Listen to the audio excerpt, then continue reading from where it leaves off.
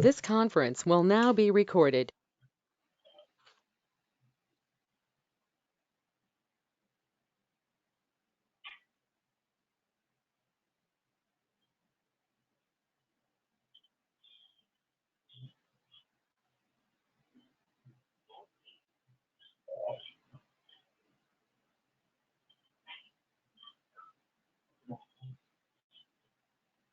Okay, let me share my screen.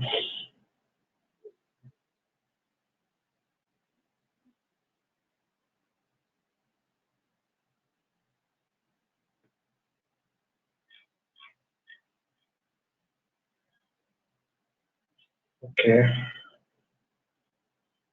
so we are in workflow modeling chapter, and last week we could not able to execute it because the data model was messed up. So in the meantime, coordinator has refreshed the system, rather install the image, the backup image. So now we have the data model for MM and BP, which is having the active version same. That means activated. So now let's move on. So I'll be pretty quick because this is the kind of a repetition which we have to do. So first, we are going to process model, change request, and create change request type. And here, let's start with material, then we'll come to the business partner. So I will simply go to mat01, mat01. So let's copy and make it ymat01. So this is the custom change request type which I am creating. Why?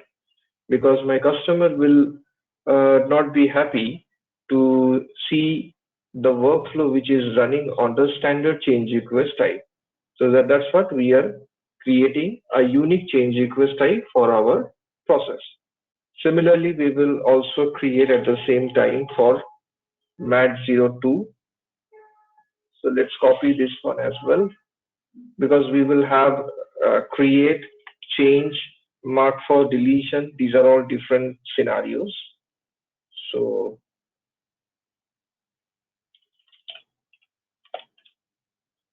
mat06.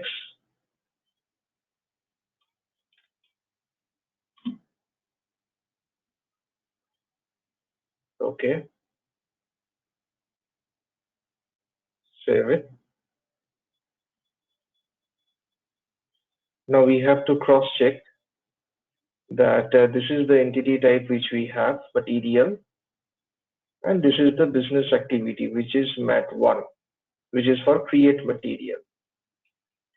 The next one for ymat02, this is the entity type, material, and the business activity mat2, which is update or process material. Then ymat06, then material, then mat06, which is marked for deletion. Okay. So with this, I will move on.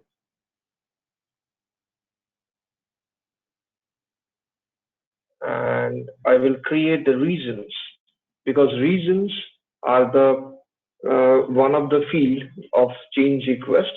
So that's what I'm just assigning the reason. However, you can keep this field or you can discard this field from the UI, but let's keep this field because it's a part of the standard process.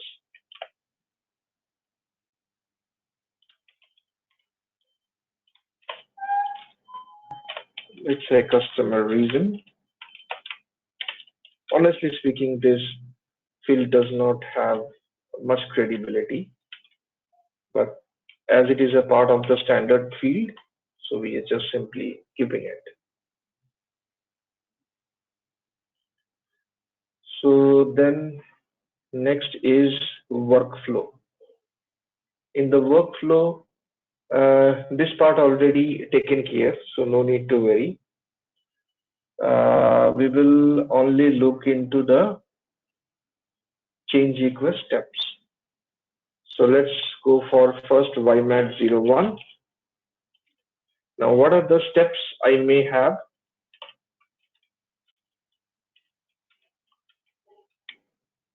Okay, so I may have a step like verifier, approver, because if you remember our requirement, this is requester, verifier, approver, and then finally complete.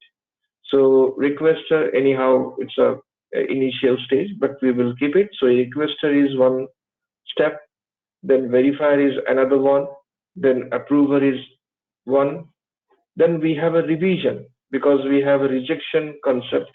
So revision, we will consider it another step where when the rejection will happen. Then continue to that, we have the rollback. We have other things like email notification, etc. So anyway, let's go move on to define the CR type. So this is I'm defining as a processing, which is nothing but the initial processing. Now the steps which we should define, that should be defined uh, the number range, which is 90 to 99. But of course, if you have a pretty complicated workflow and a large workflow, then obviously you need to go beyond that range. But the ideal situation says that the slot which has been given for the custom situation or scenario, that is 90 to 99. So 90 first, I'm taking a verifier, 91, let's say approver, then 92, which is revision, then 93, mm, sorry, 92, I can take activation. Activation is first, and then revision. By the way, you can also take a revision and activation. That's not a problem. But I'm just following some sequence. That's not a problem at all. It's everything how you define the workflow level. This is just a numbering, nothing more than that. Then we have after revision, we have rollback. Then we can pick email notification. However, we will not use the email notification in this chapter. Rather, we will have this email notification topic in the next chapter. But still, we will keep it because the same workflow we will use in the next chapter as well. And finally, it's a complete. So this is the process which we have, or rather, this is the steps we have.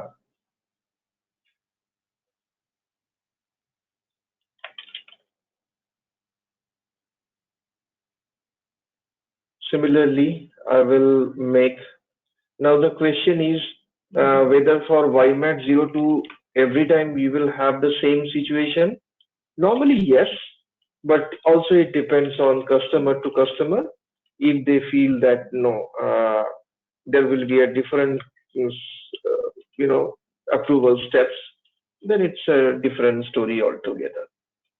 But normally we have seen it's a normally same.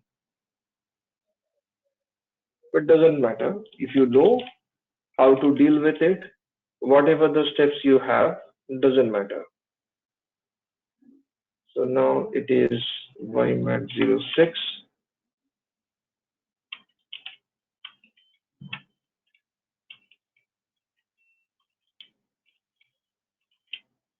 Okay,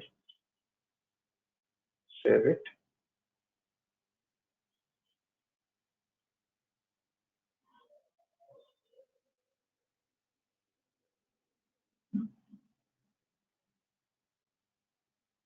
Done. Then next is configure rule-based workflow. Now in the configuration of rule-based workflow, YMAT01. I'm saving it in a local object, but you should not use the local object, rather you should use the proper task. Okay? Because the same task you need to move it to quality and then production.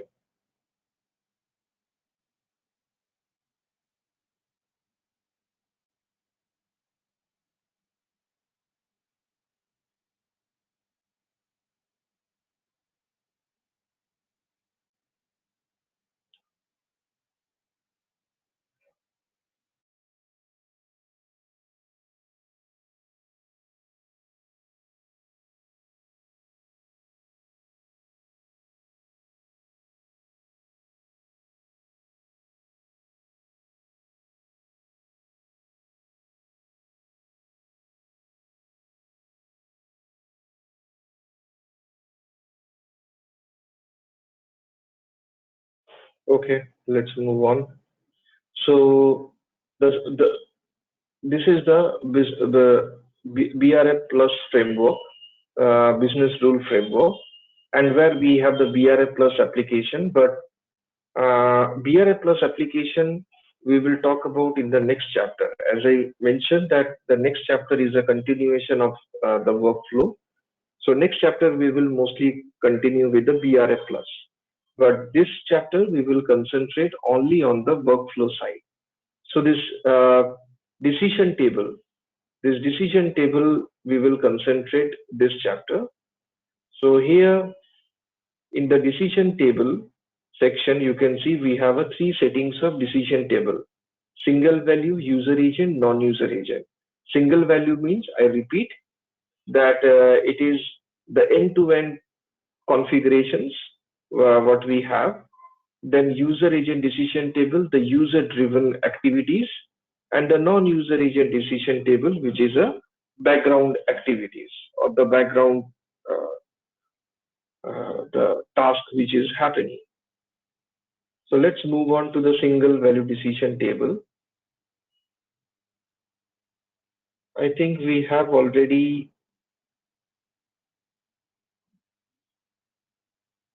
the backup for single value. So let's try to use the backup from Excel, import from Excel, this additional action, single value.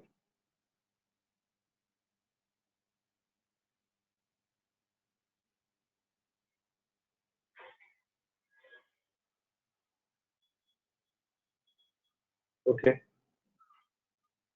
so I can see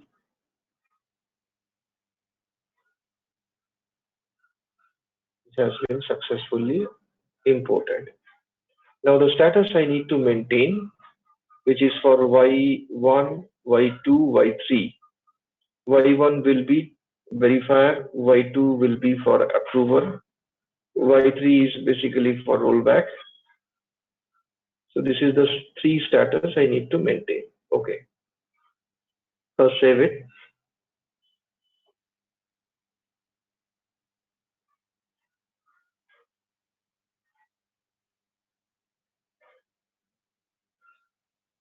So for change request status, we will go to AD status of change request.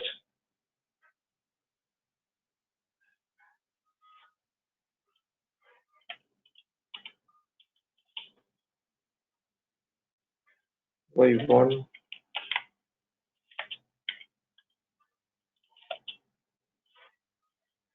Y2, and Y3. Rollback. It should be execution of changes. So make sure that it will allow the changes.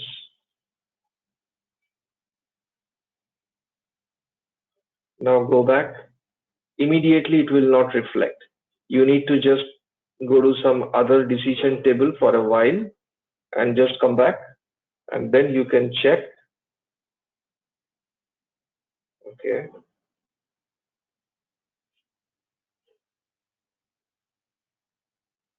edit.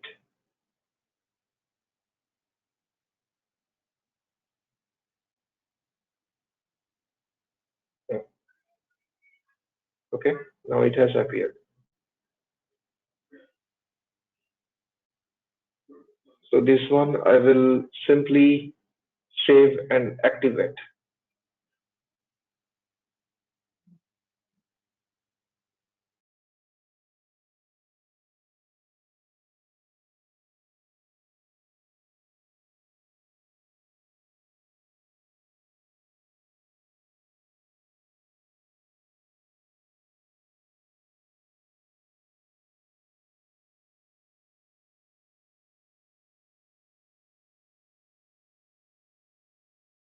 Okay, so continue to the activation. Now go to the user agent decision table. Same way, additional action, import from Excel,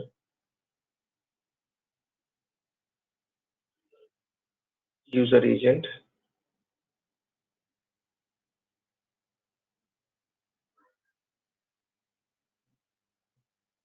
Okay, so we have defined some role, because role is, we talked about another day that we can use user or role or positions, right? So, but the best way to deal with it is role. So we have a verifier role and approver role that we will create it. I think role details, this is the one.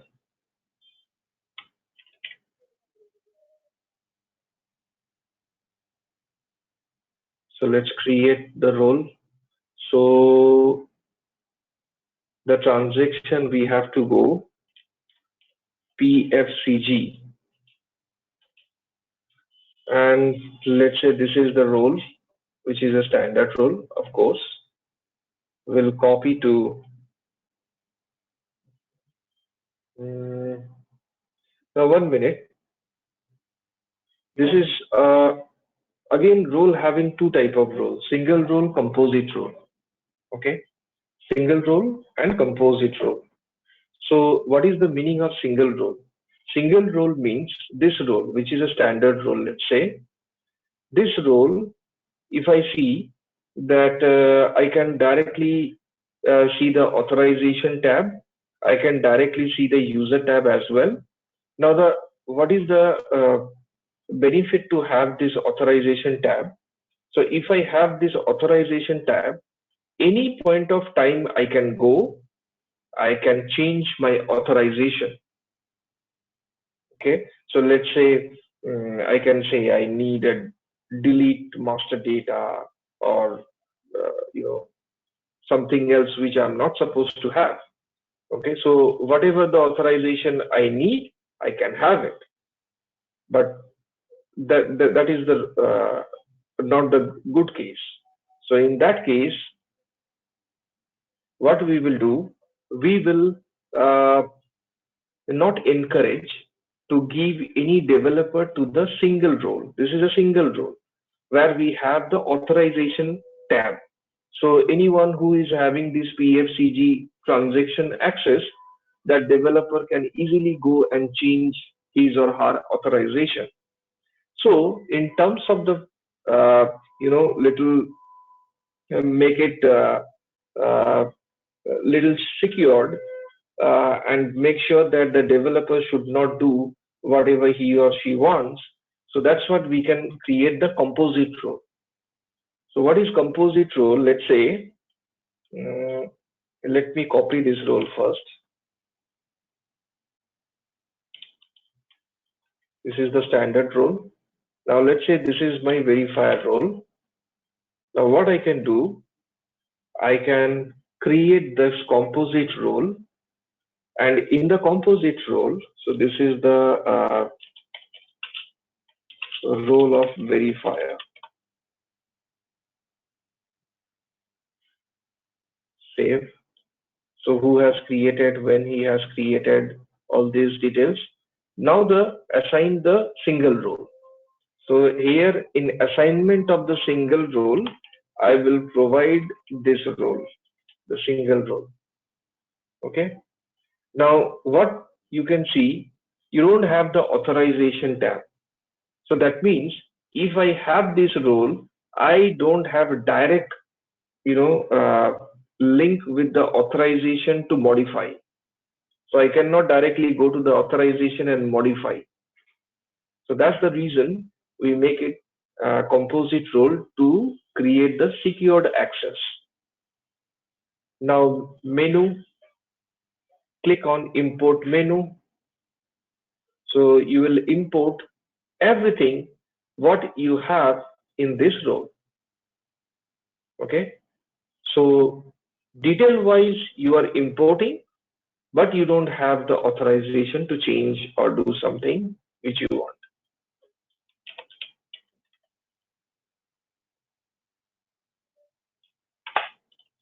Okay. So this is the user I have.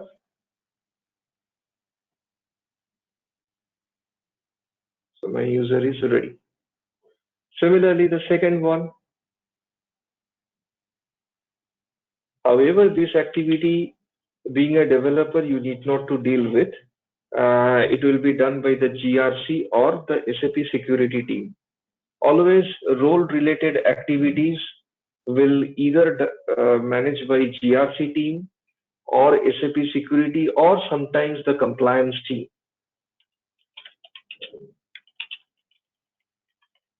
It depends on how your project process define.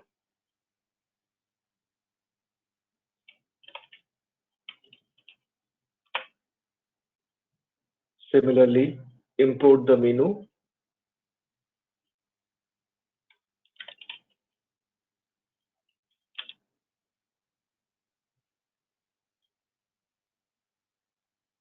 So this is done. Okay. Click on edit, save, and activate. Now coming to the non-user agent decision table. Here, again, try to import it.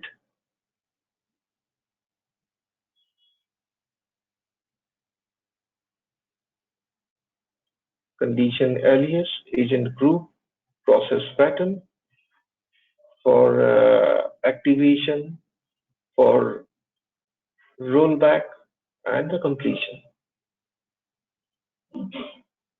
Save, activate. Okay.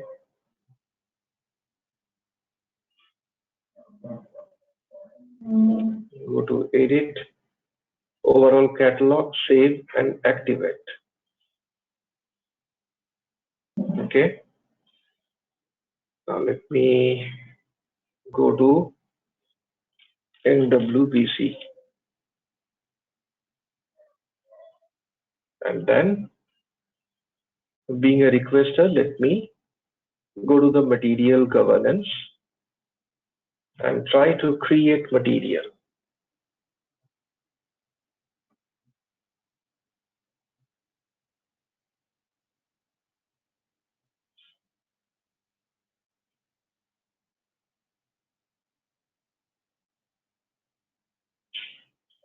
We can also open this with Chrome.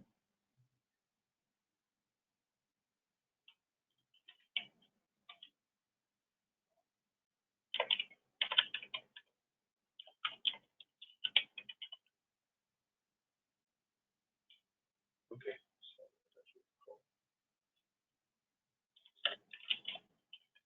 So the change request type is YMAT01. Continue. It will take some time.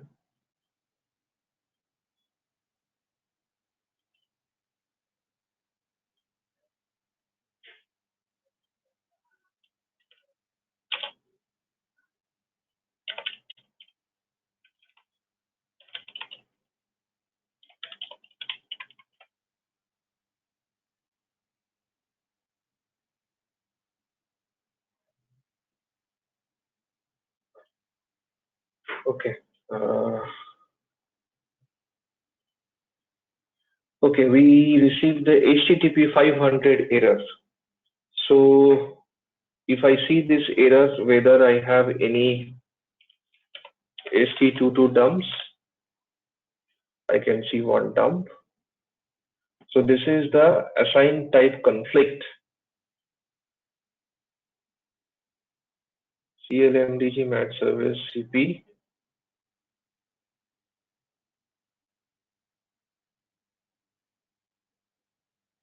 I think it is not related to the data model. Rather, it's a basis issue. Let me check, however.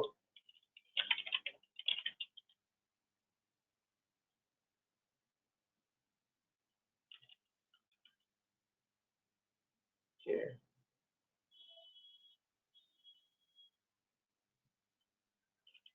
I can see one custom field. I have no idea what that custom field is all about.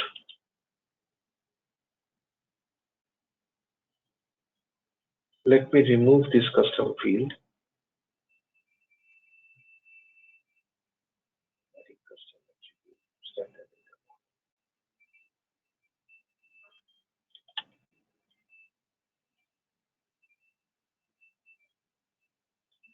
Let me remove this. Why I am removing? Because I have no idea who has added this and whether this field has been successfully added in the SMT mapping. So I'm not going to take any risk. So simply I will just remove this. I removed it and trying to update the data model.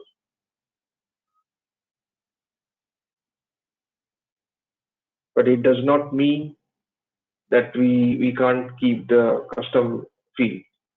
Uh, in earlier session we have seen that we had a custom field and then we open our UI, but this field I didn't add, so I have no idea whether the field has been added successfully.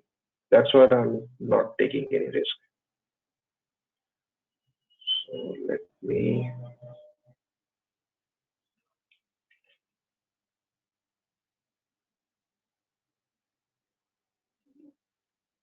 adjust this. Okay, now let's move on. Okay, refresh it. Just click on material governance, it will refresh. So create material again. Let's see. No, still I'm getting HTTP 500 error.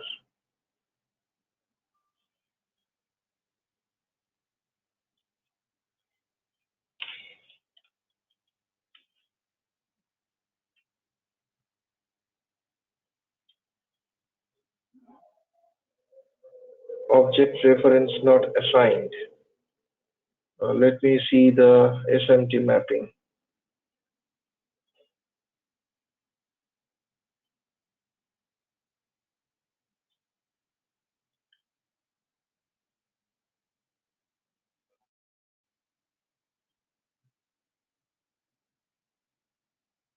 So this is the 2STA.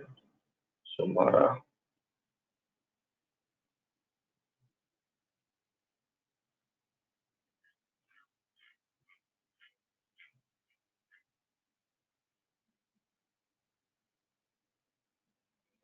We can see those added. So let me remove it.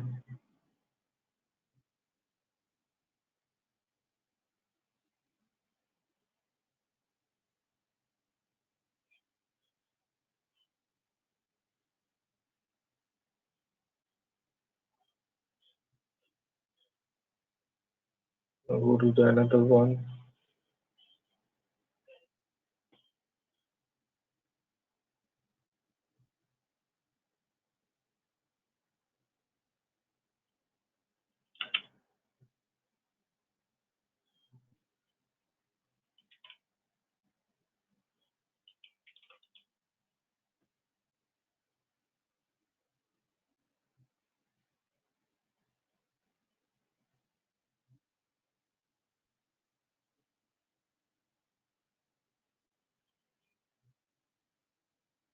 TDL.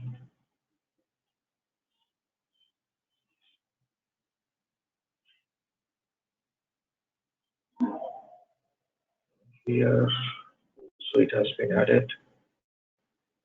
So click on edit.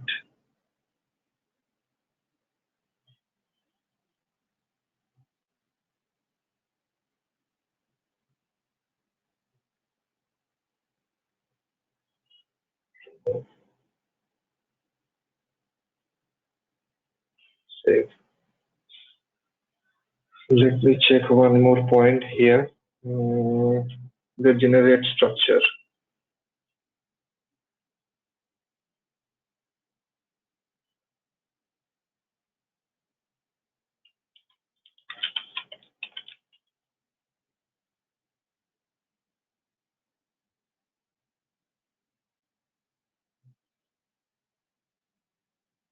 Generate structures.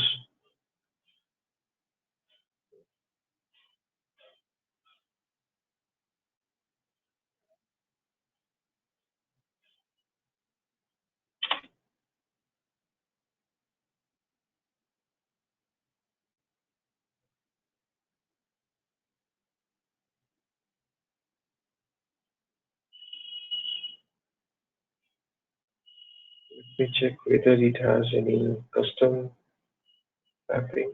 No. So no custom entity has been added. That's good.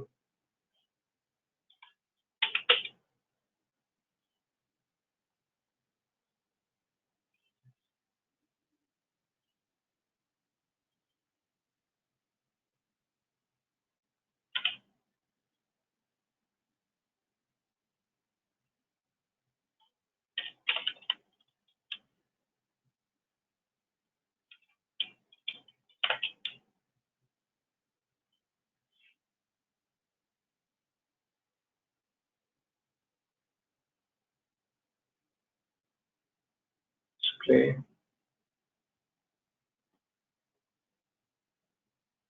This is the include. So this include we need to remove. So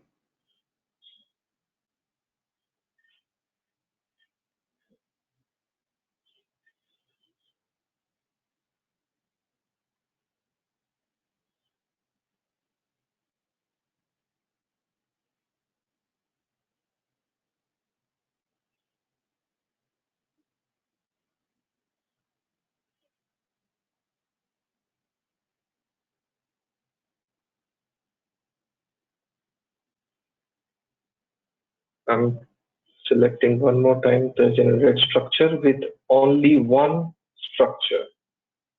Let's see. It should update.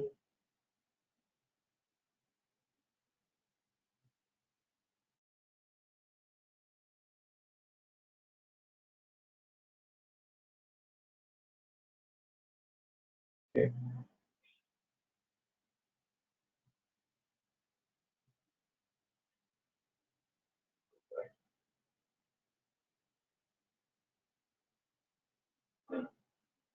Okay. So it's been updated now. So similarly, we have to do it one by one, all the structures.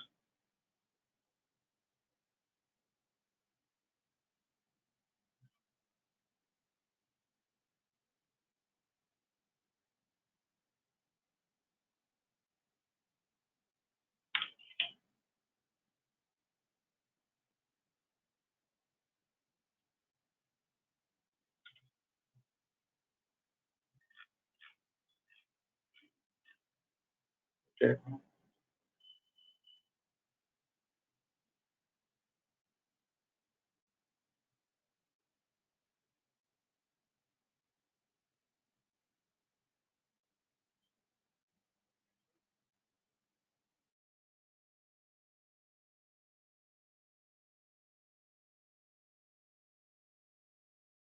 Okay. We saved it. What next? Next, we have to see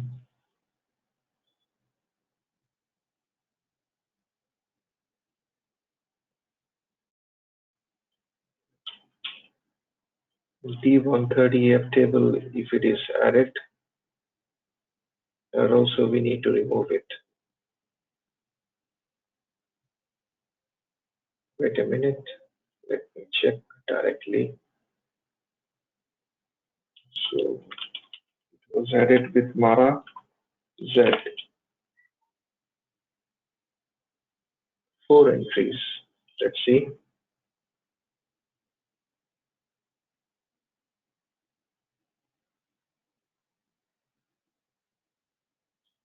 I think this is different entry. This was not that entry. Okay. Go to Mara table.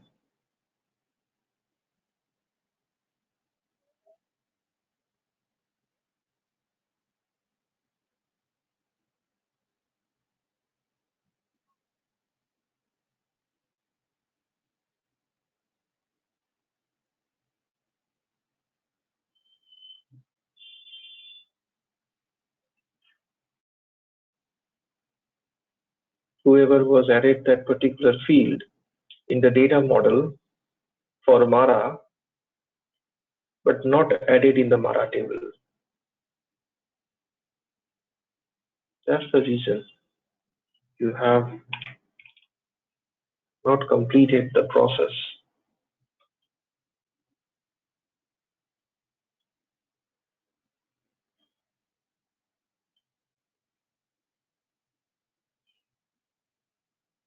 It is available in the structure, but not in the table.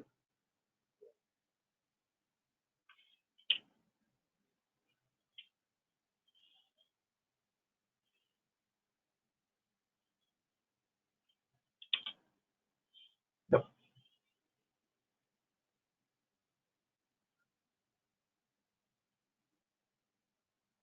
this is the append structure.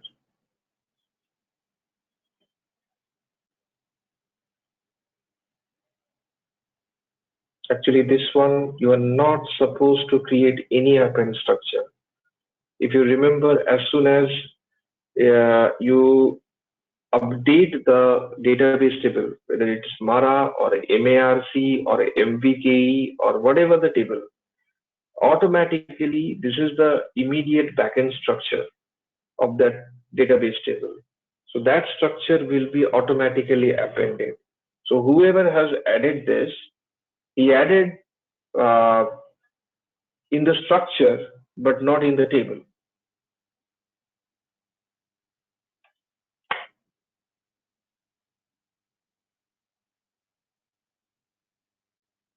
Let me check.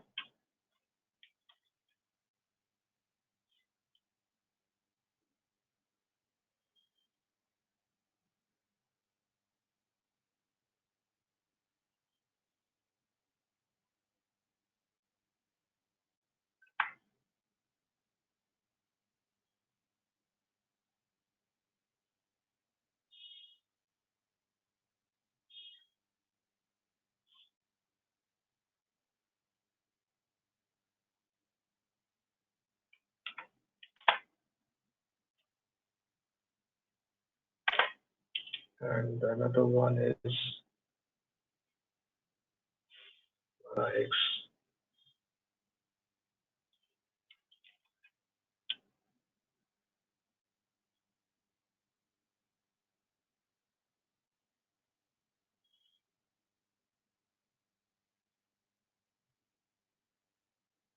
Okay.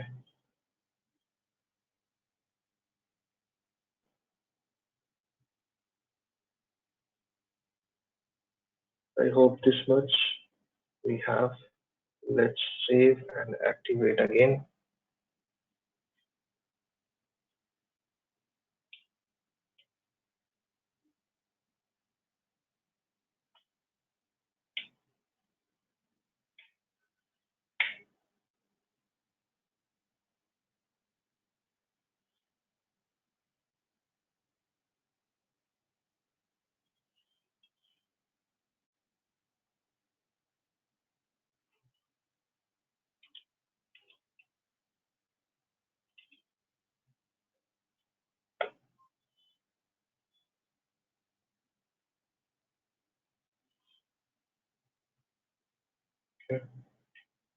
Let's try.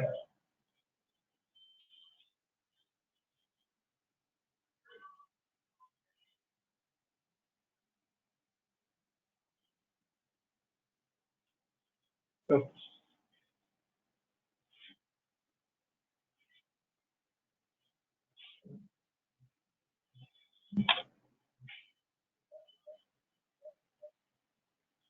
still some reference object not assigned.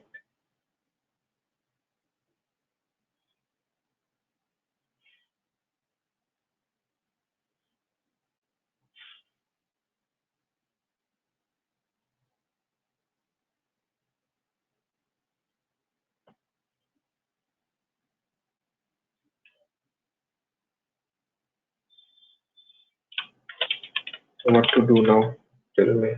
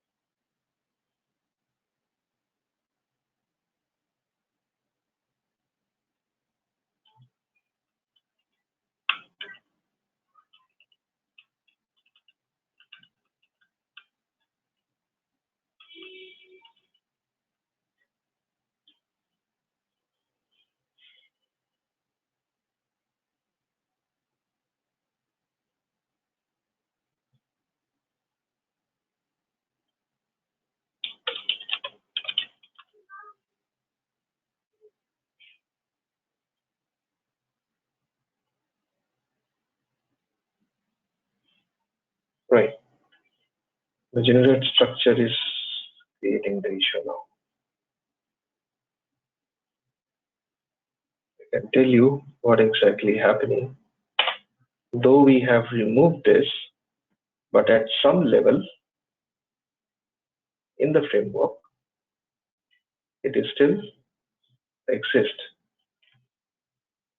So system is unable to recognize what exactly we are doing.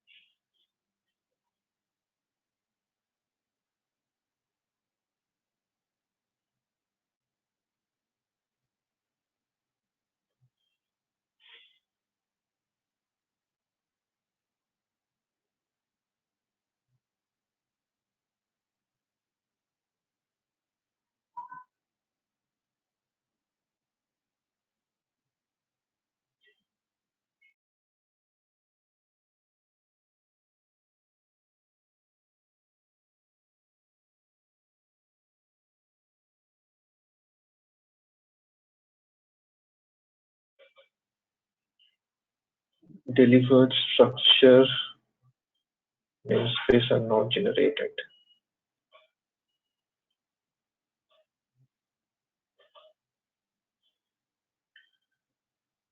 In customer system, there is no new generation. When you generate all structure, they are assigned to the namespace. The structures are already delivered by SAP as fixed. You can enhance them using the customizing includes.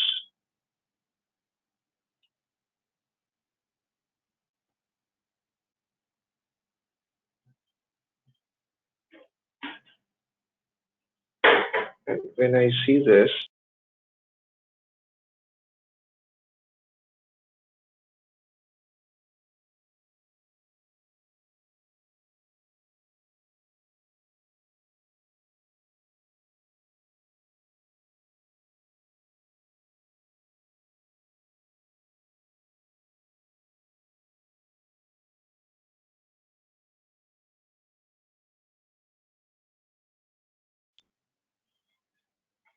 I can see it's not there, but still the include is present.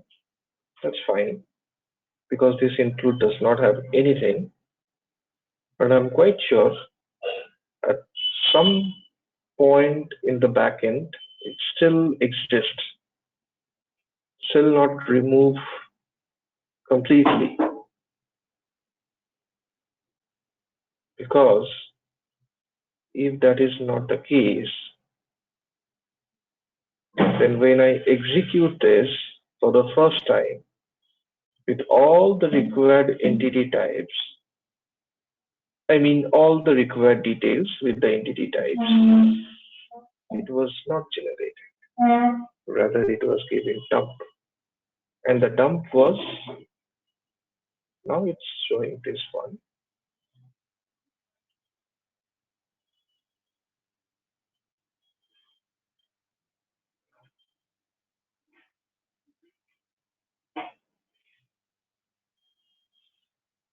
Any other steps?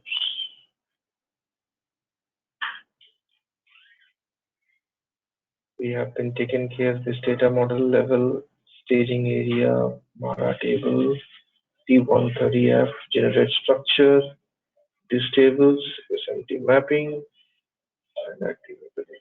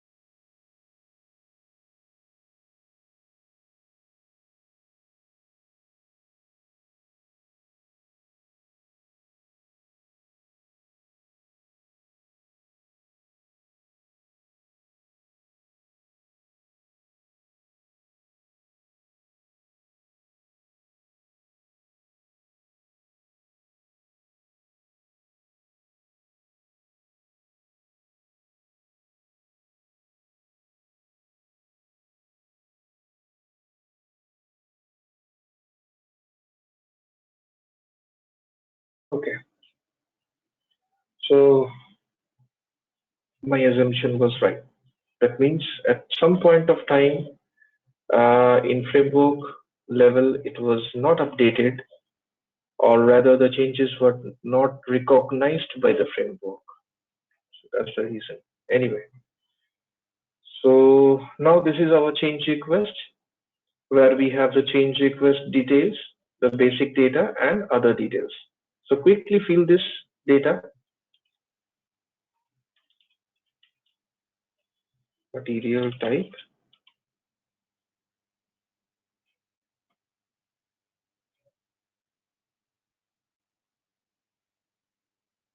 material group,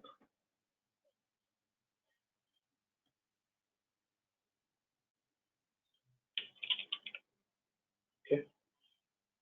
Of course, I can add some classification characteristics, but that's okay. Let's do it. So the class type will be obviously 001 for material. The class detail,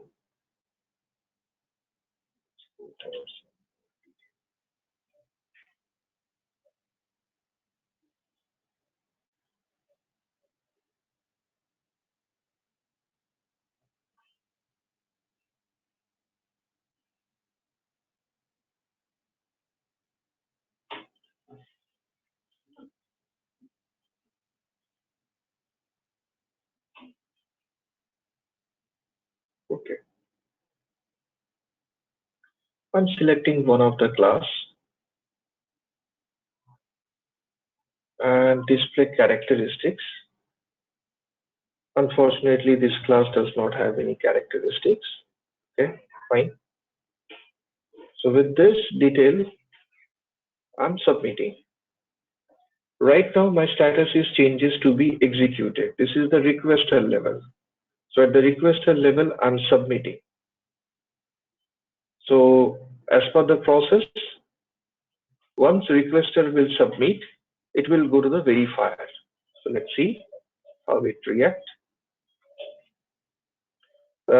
This honestly speaking, the framework is not that much of slow when you will work in your real-time project, because this is uh, a demo system, and probably the uh, whether I say mm, what it called, the memory is not probably the up to the mark. So that's the reason it's quite behaving slow. But MDG system is not that much of slow when you will work in the real-time project. Okay, so the status is to be verified by verifier. So that is what we are really looking for. So the verifier. Okay. So now in the verifier level, you have two options: approve and reject. Now, fortunately, I have only one account, which is SAP user. That's what you receive this change request update here.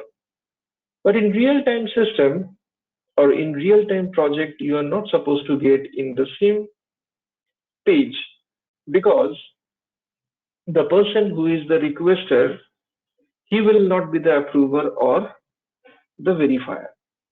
So the ideal situation will be, once requester, let's say I'm a requester, once requester submit, requester part is complete. Then it will be the next person who is the verifier. So verifier will go to the respective role of verifier. So this is the role which we have. Now verifier, now you will ask one question here: how verifier will come to know that one request has received uh, uh, to him? That is the email notification part. So he will receive one email notification, and then he will come to know about it. So at this moment, I am skipping the email notification part, because in this chapter we are not discussing the same.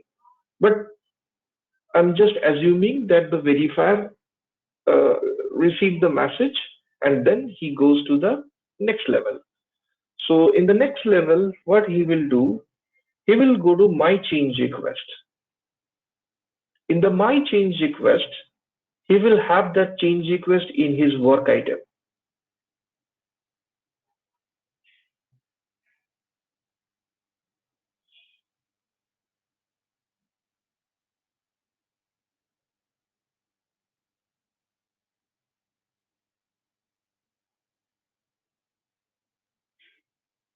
It's too slow. Okay. So this is the change request with his work item. So just open this change request. So verifier will open this change request. I will discuss with coordinator and the basis team as well to improve this speed. It's very slow. Probably they need to look into the uh, debug tables and some tables, uh, some database tables, where normally what happens that every time you process some request, those tables are the log tables basically. Those log tables get feeded by some entries. So those entries are sometimes not necessary to keep it for the longer period of time. So I will just ask them to clear the unnecessary log tables and check the memory and whatever they have.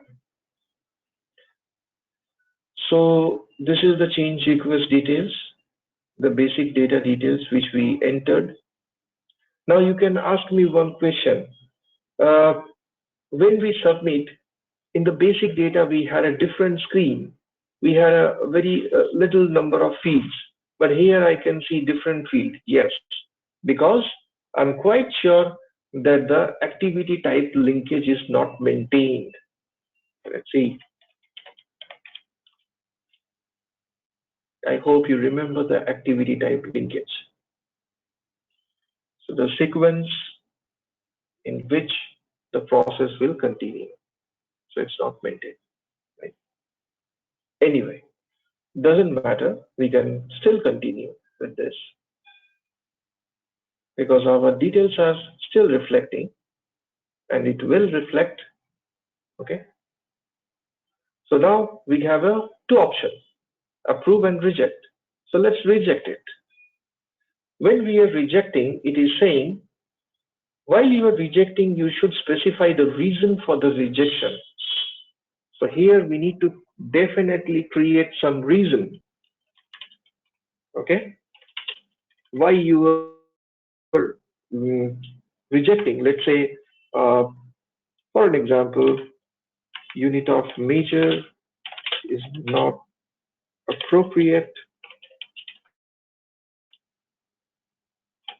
Please change and submit.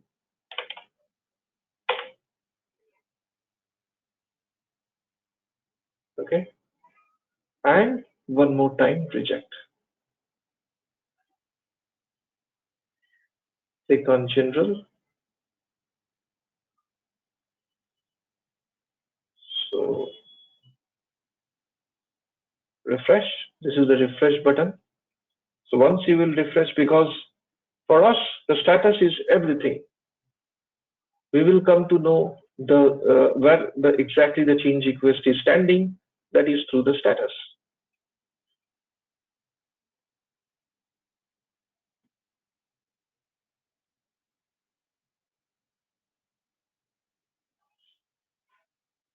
So when I reject it, I can see my status is reflected as to be revised. It took a good amount of time. Again, I repeat, it should not be take that much of time. But anyway, it has been successfully go to the status to be revised. That means it reached to the requester level as we rejected it. Okay. So requester submit, it goes to verifier, then verifier reject, it goes back to the requester again. Now, what requester will do? Then requester again will go to NWBC.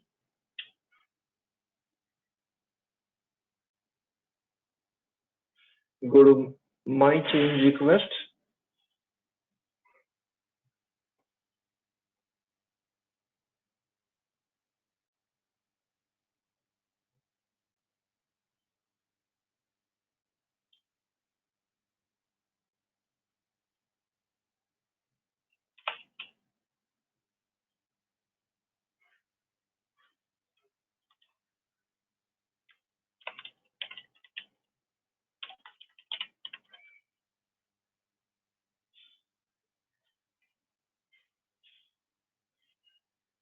Okay.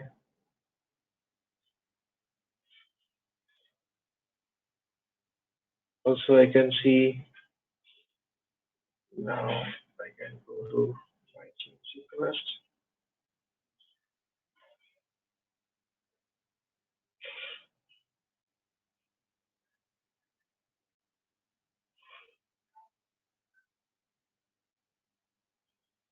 I don't know where it is. Here it is showing because at this moment, I guess data model is successfully activated and everything is generated anyway.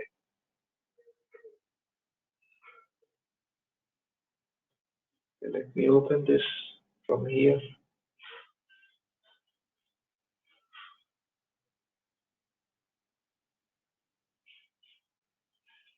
I hope nobody is working on the data model.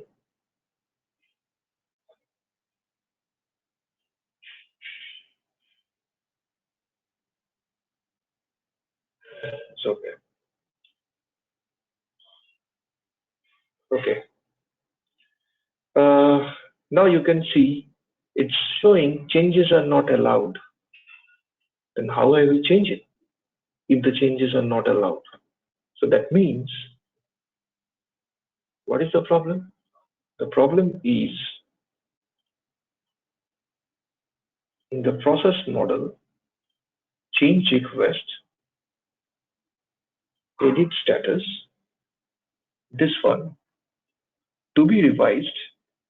This is in the permitted processing, the changes of object list. Instead of that, it should be execution of changes. Then it will allow the changes. Okay. So now if I make it, will it reflect? No, it will not reflect immediately. Again, you need to resubmit, and then again you need to reject like this. Okay, but we will change it now. We will change it now. Execution of changes. So this will always allow to do the changes at any point of time.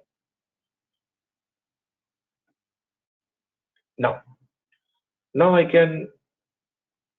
you can say I have an edit button. You have an edit button for the change request, not for the basic data. So I'm just simply resubmit or withdraw. Let's withdraw. Okay. Do you want to withdraw? Yes. Again, before you withdraw, you need to again give the reason. So the reason is will create a fresh request. Okay. So what is going to happen? The moment I will click on the withdraw, this data is right now in the staging table, $454. So if I go to the staging table, so how I will go to the staging table? AC38,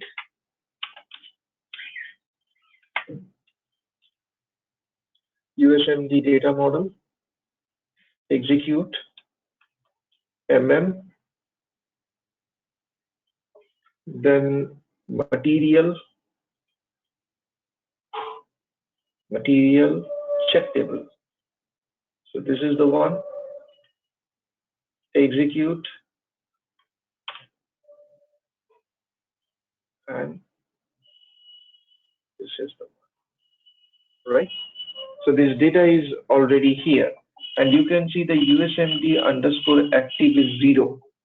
0 means this is the first time which we are creating the data. First time creation. 01 means at some point of time this data was activated. Now again it is getting updated, and while updating it is still in the process. Process of what? Process of approval. Okay, so that's the difference. And you can also see the $sign, which is a sign of a temporary material, where it is a permanent material number. Now you can ask me, I can see this is not a number. This is something. These are all IC vendors, intercompany vendors. Okay, so that's what it's having, starting with I. Okay. Anyway, that's a business case. So now I'm going to withdraw it, and let's see what happens. Okay, withdraw. So as soon as we withdraw, whatever the data we have in the staging table, that will be rolled back. Okay, so still it is in the process.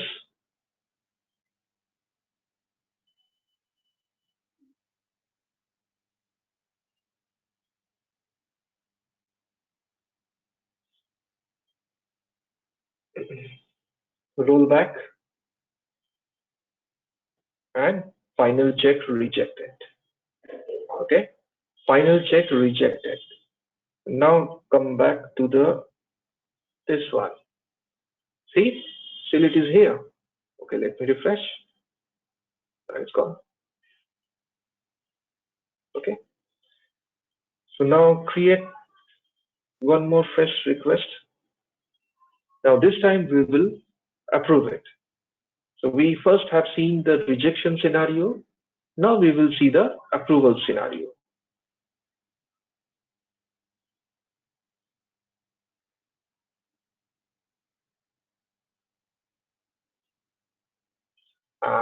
See, this is another interesting error. This error, you in your MDG career, you will definitely uh, uh, you will see such kind of error. That is, access using zero object reference is not possible. Regex state. Now let me tell you, if you see the Regex error, there can be different reasons for the Regex error. Regex error is a kind of a error which can have a different reasons.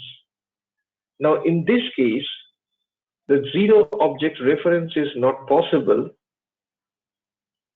which is showing here. There can be two possibilities. One, the possibility of whatever the custom field you have added, that is not completed in the in the framework in a proper way the configuration should be. Like what we have seen, whoever has been added that custom field, he missed out to add in the Mara table. However, he has been added everywhere that particular field, starting with the data model, SMT mapping, other structures, everywhere, he missed out in the Mara table. So when I was trying to process it, the configuration was not proper. So that's what we maintain the configuration in a very detailed manner. In this step, if you miss any of the steps, you will face a problem. Okay? So that's the reason. Now the second reason could be the UI issue. So sometimes what happens, even though you like immediately just before this example, what we have seen, we removed everywhere that particular field, but still when I was trying to generate the structure, it was giving the dump. Because at some point in the system, still the system was not able to recognize that particular change. So exactly that's the reason why the system is still believing that the field is exists in the framework and it is not in a proper configuration. Though I have already removed the field from the configuration level. Okay, so that's what you need to probably refresh the UI or probably refresh the system for the time being. So that's the reason. Anyway, let's move on with the next request.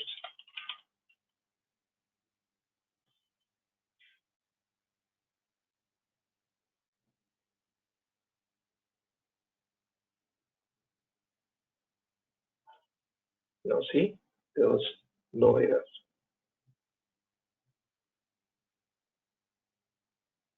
Still in Chrome UI, it's not recognized. So in that case, we need to connect our bases because from our end, the configuration is completed. So that means basis has to refresh the UI from the backend.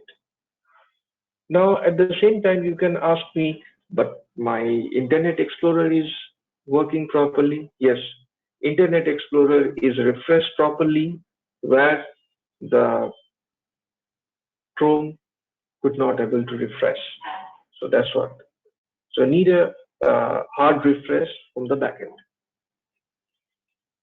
So here the base unit of measure. Let's create more or less same sort of information one more time.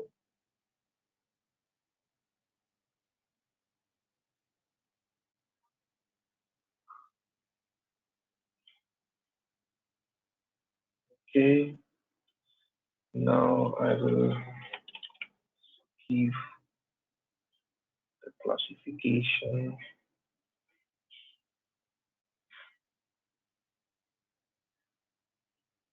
This is a very initial UI. So we must have some plant details, some sales or details, etc.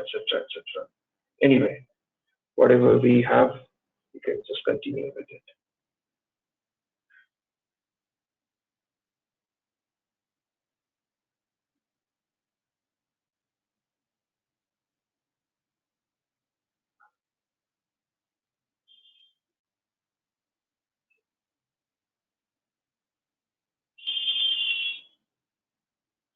So this is the class and this is the characteristics. Now I can see some characteristics. So let's make some value. So value available. Okay.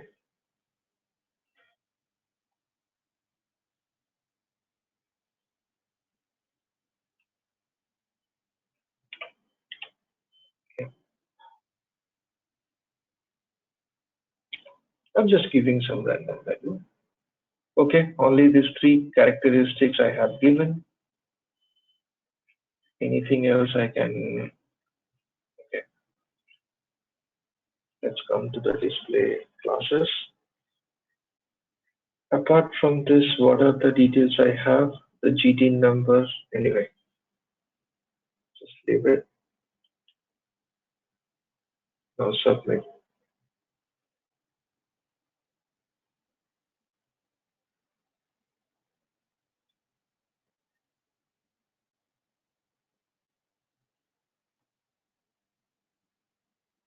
Okay. The change request number is 1229. Let it refresh. And then what I will do now, I will go to the verifier level. So go to NWBC verifier. So as we know that I can directly go to my change request and the request will be in the my change request list. But also if I know the change request number, I can directly display this request 1229 and continue. So directly it will go to the request.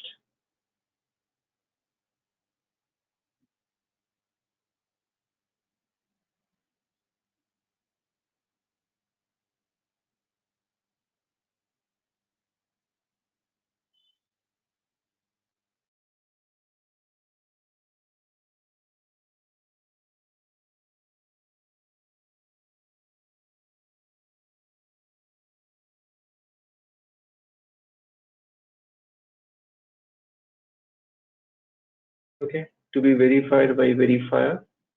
So let me continue.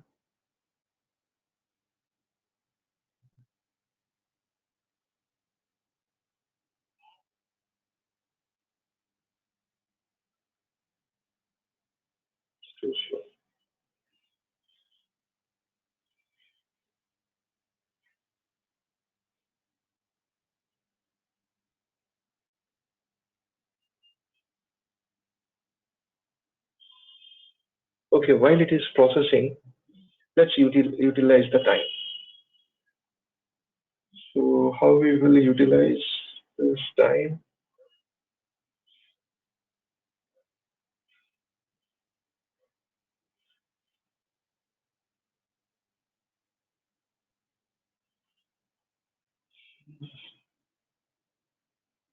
We can create one more workflow in the meantime.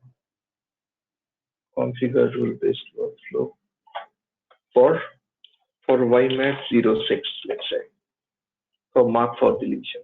Okay. Same process we will follow. We'll just import the steps.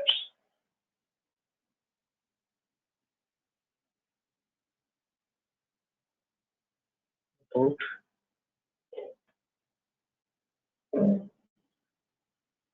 single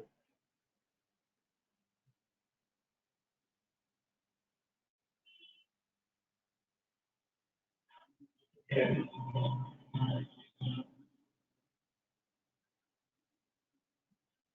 Fine.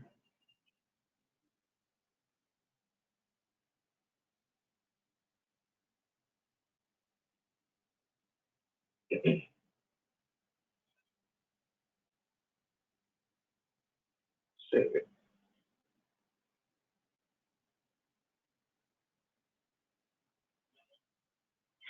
and activate it.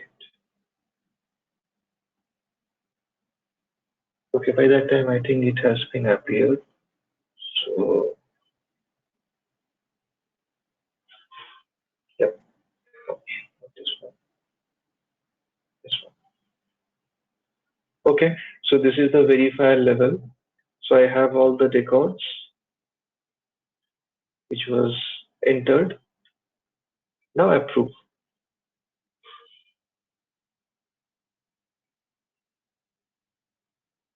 refresh.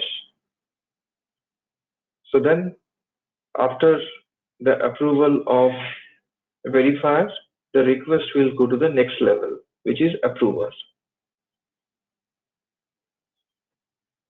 Okay, still I can see it is processing and the status will change to be approved by approver now. Okay, so now what approver will do? Approver will go to NWBC and go to the approver role, which is this one, ZY approver 001,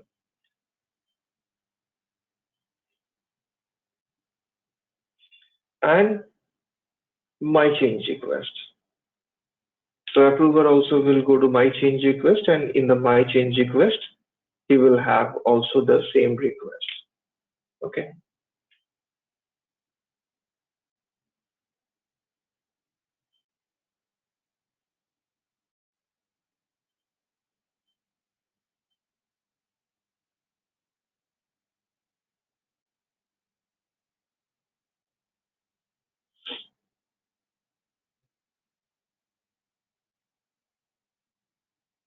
Okay. Now click on that request. Okay, let the request open. So I'm doing little flip-flop. I hope you won't have any problem to understand, right? Let me know. I'm just utilizing the time because it's too slow. So it's taking a long time to open a single request. Okay, so now this is YMAT 06. Again, I switch to the designing part for YMAT 06. And now I'm importing the user agent decision table details.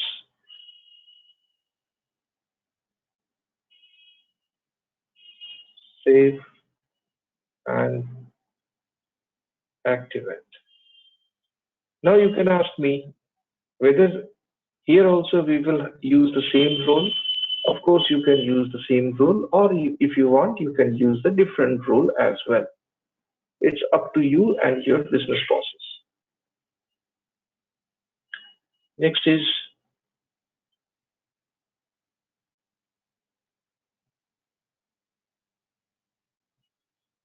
non-user, save and activate. And finally, the entire catalog is save and activate. So this is done. This is for YMAT 01. This is also done. Okay. Now we are at the approval level. Again, I switch back. Okay. So approve and reject. So I will go for approve. So this is the final level. The moment I will approve this, see, this is also the temporary number. So let's go to the staging table again.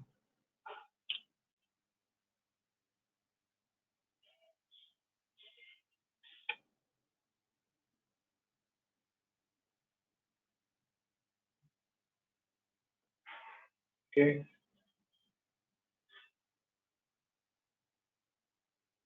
See, 455. So this is the temporary number.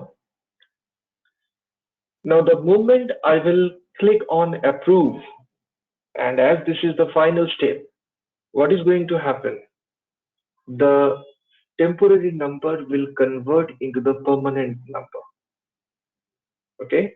And from staging table, this temporary number will remove forever. So click on approve.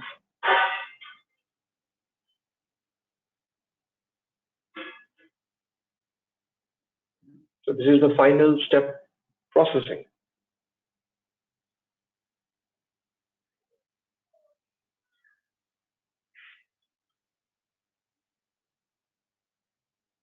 Still I can see the temporary number as it is processing very slowly.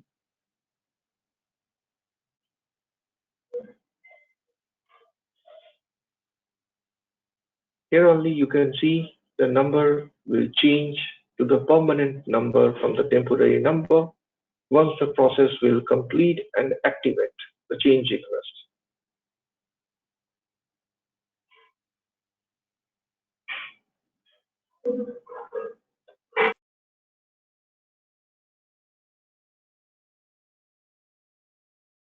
Okay, now you can see this is the permanent number. And when I go to the staging table, refresh it, that number is gone. Now you can go to MM03 and provide the material number.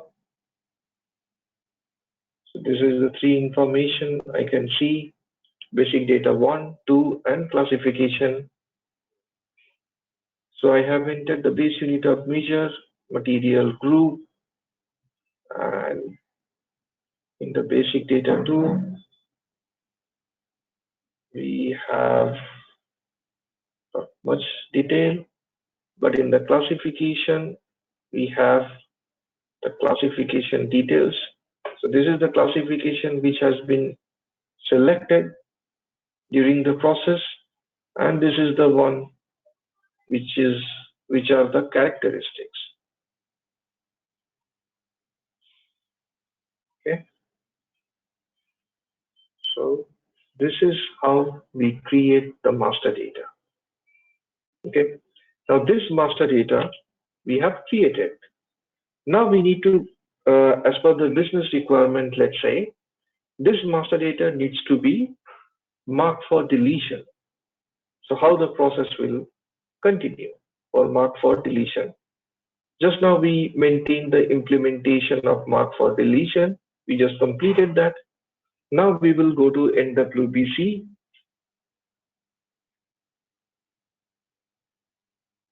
NWBC.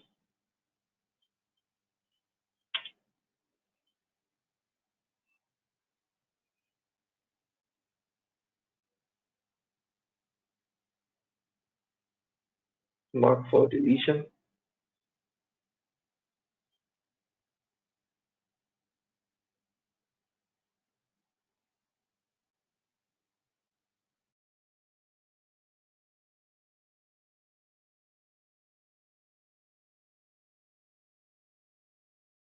Okay, in the meantime, we can also utilize this time for change scenario.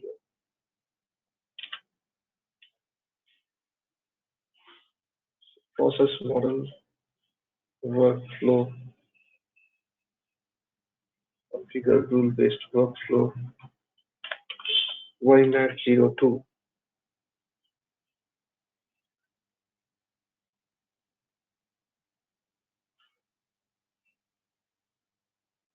Same way, we will continue to import it.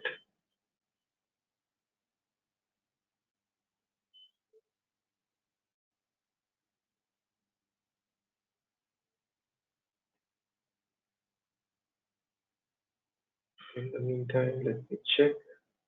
Okay.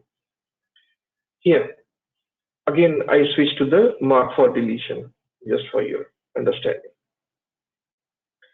So Here, what will be the change request type? YMAX06 and the material number we need to give. So this is the material which just now we created. Now the same material I want to make it marked for deletion. And continue.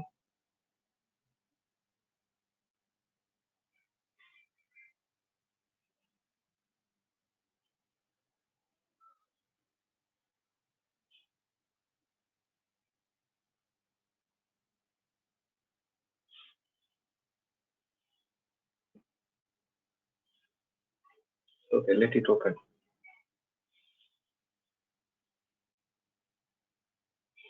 Again, I switch to YMAX02 for change implementation. So we just import the file and trying to save and activate the single value decision table.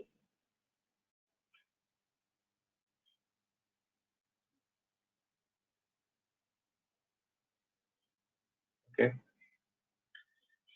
Let me check. Yes, the deletion is came up. So now click on edit. I again switch to the mark for deletion, just for your reference. Okay. Then this is the same change request look like, but not same. Because if you see in the basic data for mark for deletion, you are not allowed to change any of the information, except you need to assign whether DF means deletion flag at client level, whether you want to set it yes or no. If I tick, it will be yes. If I untick, it will be no. So I want to tick. So this will be the mark for deletion at the client level, this material. Okay. And then it also having the rest of the details.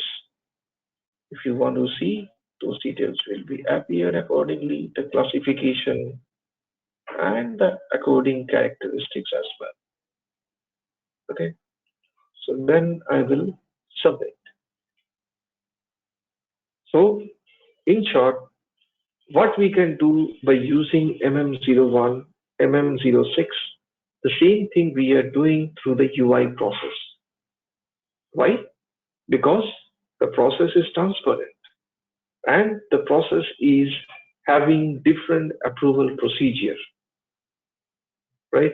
So tomorrow, if I want to make this material mark for deletion, it's not just my decision. It has to be properly approved by the different levels. Then only this process will continue and complete, and then this material will be marked for deletion. Okay. But if I use MM06, this is not the case. Okay. So I just submit. So now it moves to the verifier. So again, what verifier will do? The same story. So verifier will go to NWBC.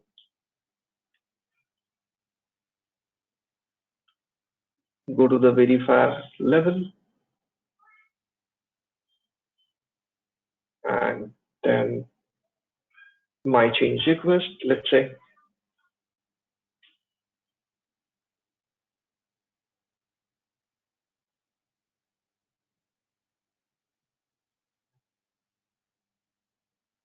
Okay, in the meantime, let's switch to the change scenario. So single value decision table done. Now I'm doing user agent decision table.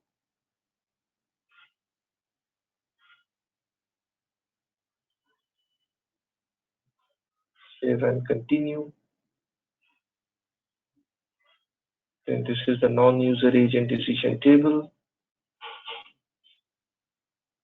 Again, I repeat, it may not be the same workflow, but 98% cases we have seen it is the same workflow, but you need to discuss clearly during the blueprint phase with your customer what will be the process for create, what will be the process for change, and what will be the, I mean, process means approval process.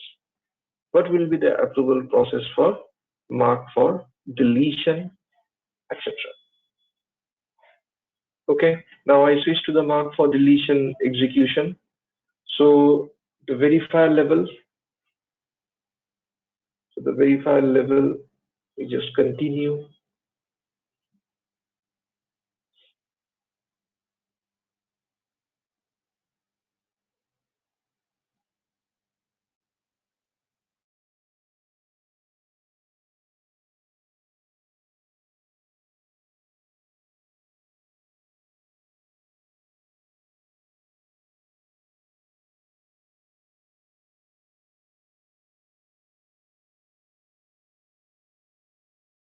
Okay, so I'm straight away going to the approve.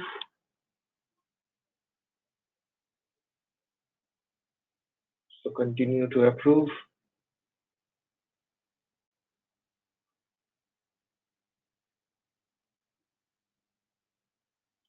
So 1230. This is the change request ID. So we'll, okay, before I go to NWBC, I also want to see the staging table.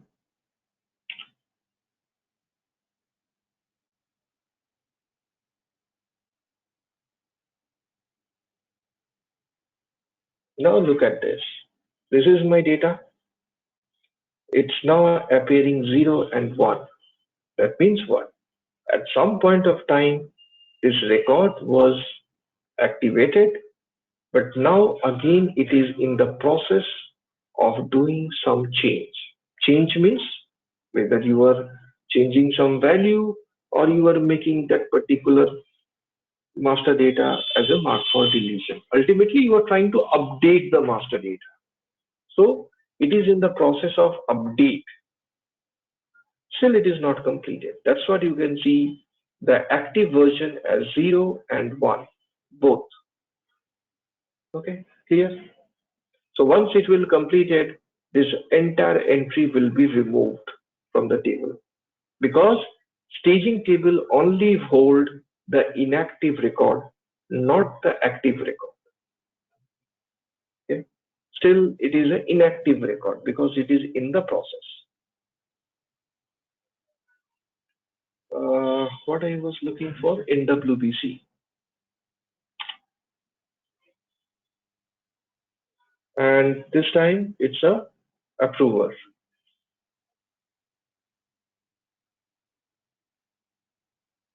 My change request.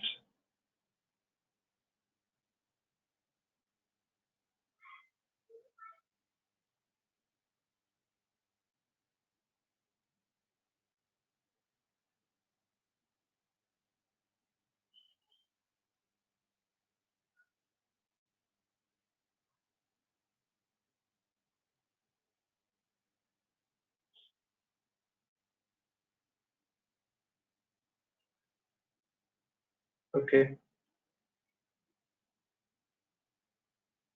then let's continue with the approval stage.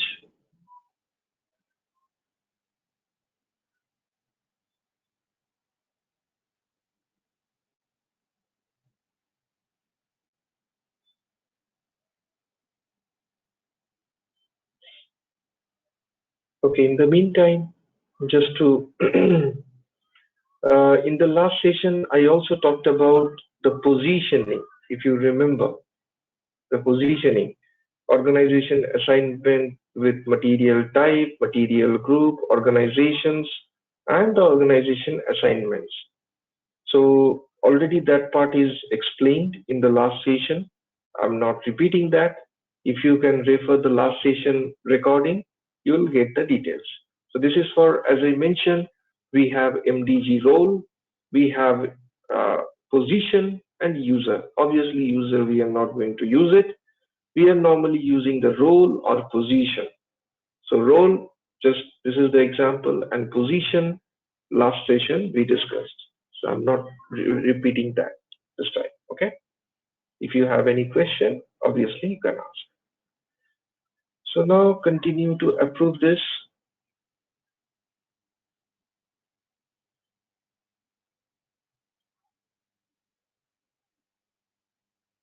So this is the final process. Still it is processing. I can see still the status is showing as a to be approved by approver. Keep refreshing. So to be evaluated, and then after the evaluation, final check approved. Okay. So this is the material number 5006 followed by 4 fives. So when I go to this number, now look at this.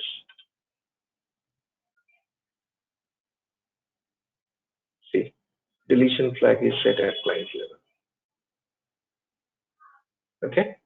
And also you can check this entry in the Mara table.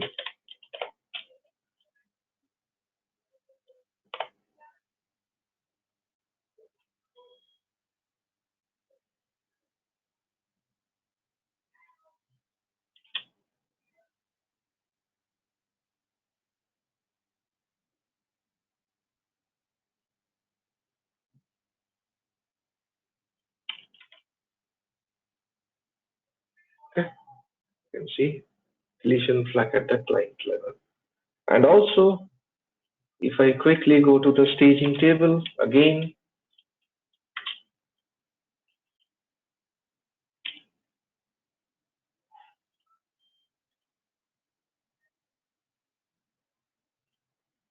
and I cannot see that entry anymore. Okay, so this is how we create the workflow process. Similarly, the one I created for change, it will go the same way. First, you create the material and then you go for the change process. So let me quickly show you at least one case.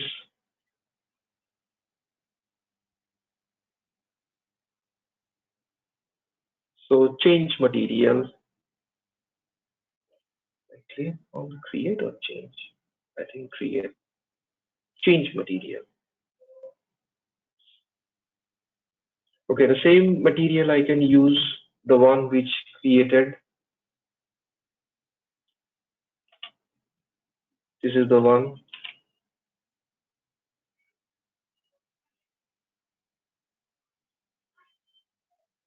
Here also it will ask you provide the material number and the change request type.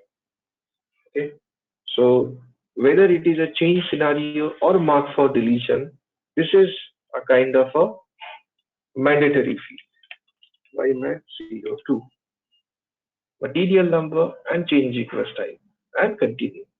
And then again, whatever you want, you can add some classification, you can change the existing entry of, let's say, unit of measure or material group, whatever it is. So this, then it will continue in a same way, like verifier, approver, etc. Okay. So this is the material process. Now quickly touch upon the supplier process, how the supplier process works.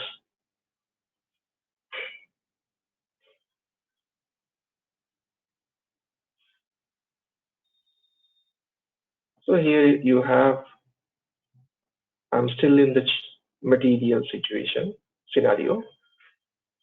And then let's say you change unit of measure to Kelvin per Kelvin and then submit. And it will continue accordingly, verifier, approver, so and so. Okay. So let me go to the supplier's case or customer case, let's say, means business partner scenario, I mean. Now here, in business partner or supplier, business partner means either you need to deal with supplier or you need to deal with customer. Here you have search supplier. So you need to go to the search supplier. And you have here also the create, change, mark for deletion, etc. scenario. Ah,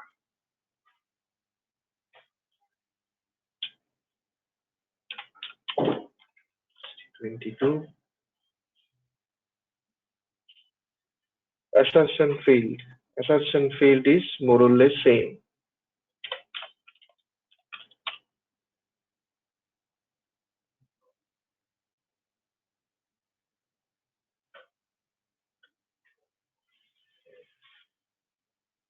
I have already the data model open.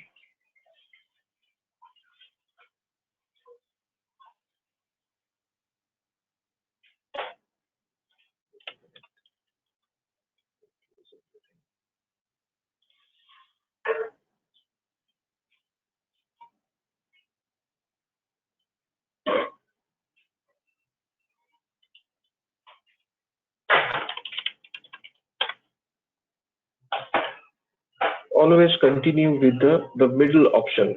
Continue with the log on. So what is going to happen that if someone is working, that person can continue the process is edited by user.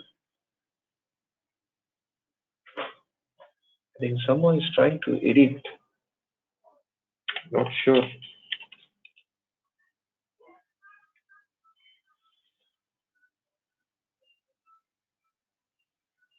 Because don't forget, we have only one user, that is SAP user. So here,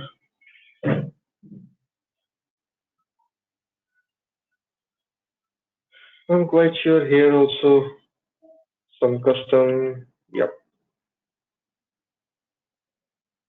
some custom activity has been done.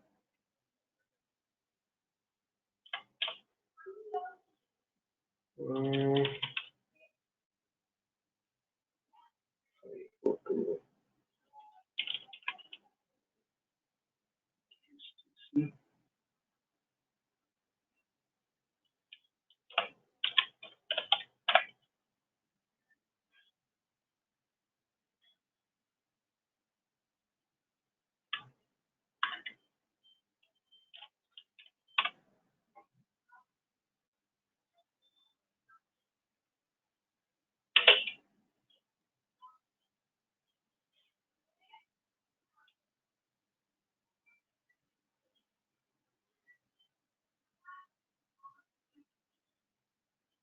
someone also has extended this BP model, but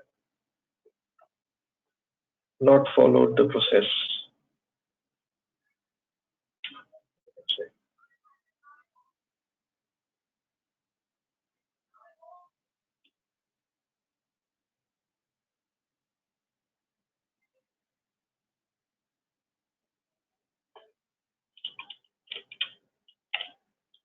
P.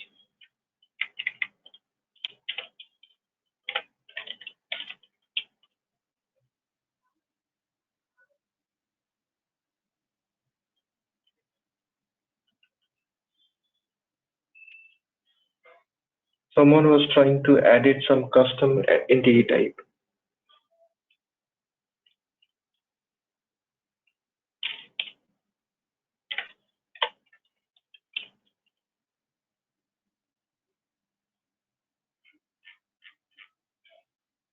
This is clean.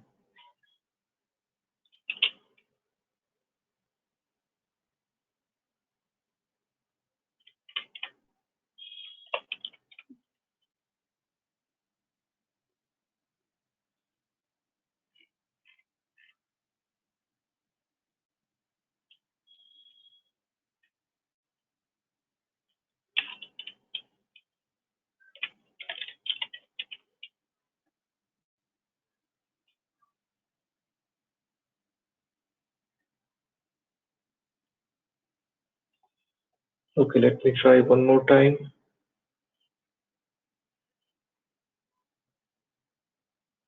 WBC. Someone was trying to create the custom entity type, but not maintain the rest of the process, whether in the GNL model or in the SMT mapping or anywhere for BP.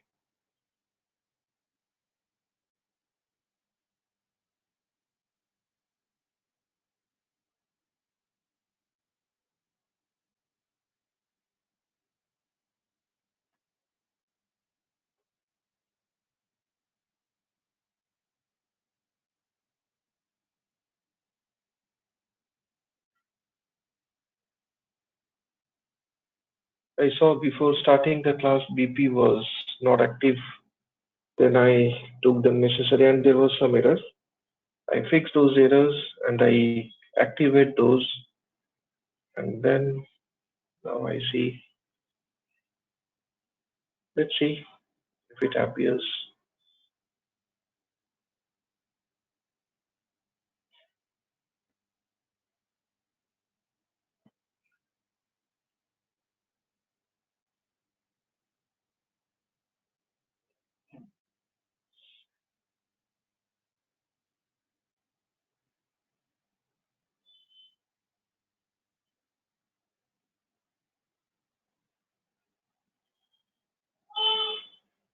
Okay. In the meantime, if you have any question related to the workflow or anything,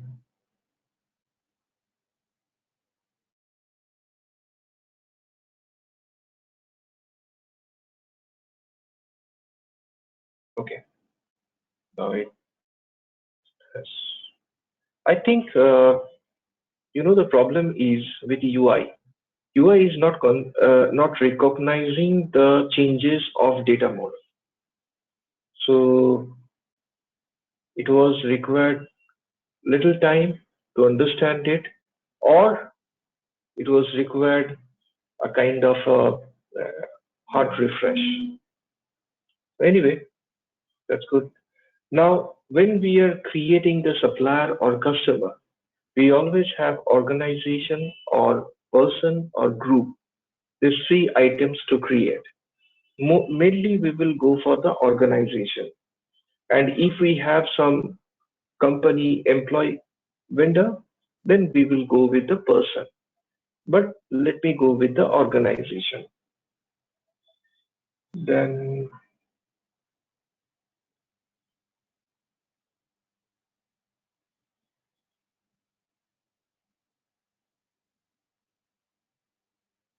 let it be open. In the meantime,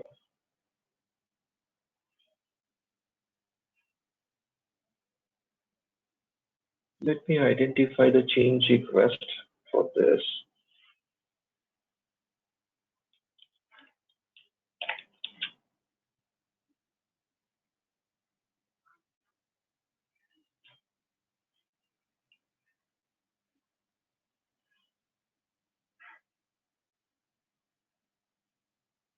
Right, this is the one.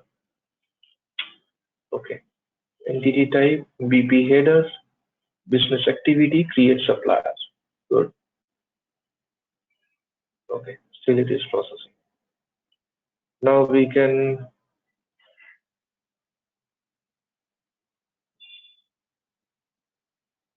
reasons. It's already having reason. Then go to workflow, rule-based workflow, then define steps. So these are all steps, very simple steps it has, like requester and activation. That's it, 2 steps. And configure rule-based workflow. Continue.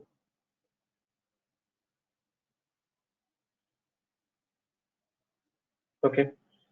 So here we have, let me explain.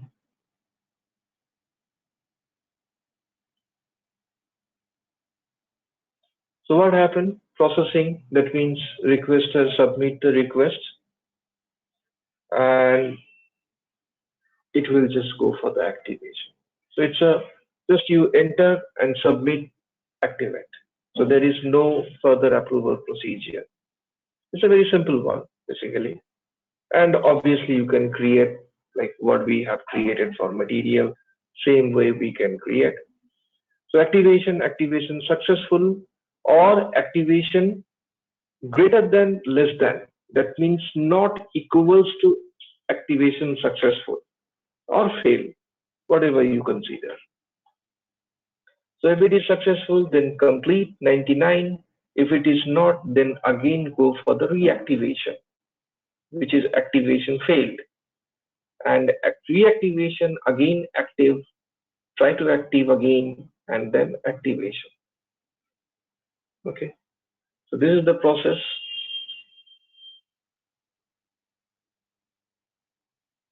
Here we go. We can first we need to create the account group of internal number assignment. Let's say account group of suppliers. Then give the name. Okay. Now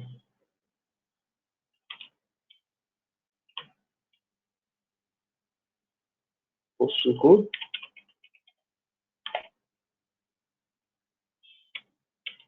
country, language. These are all minimum entries. Then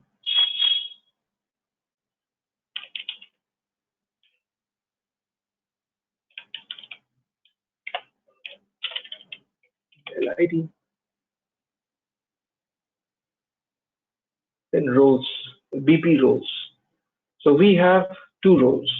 One is the general information of supplier, and for supplier case we have, if you remember, we had a very detailed discussion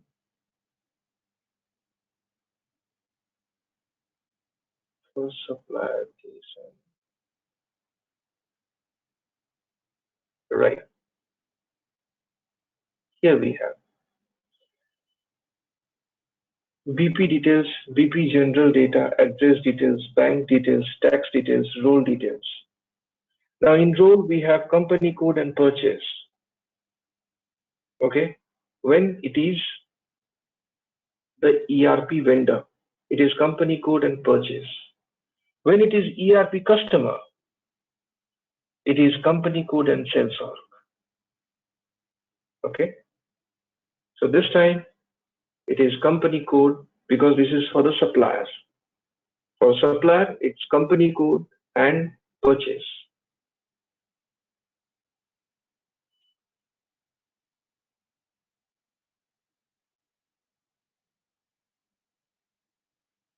So here we have FLVN00, which is the general data of suppliers. FLVN01, purchase information of suppliers. Similarly, FLCU00, general data of customer information. FLCU01, sales org information of customer.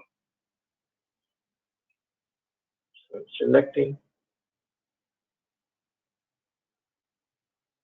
this one. So it is saying you need a company code for this. Okay.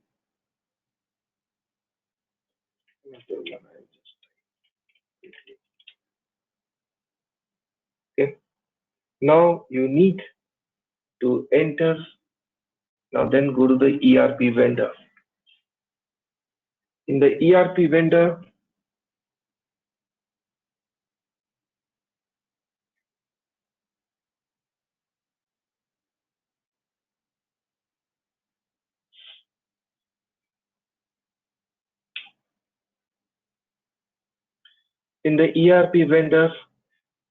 First, we need to enter the company code.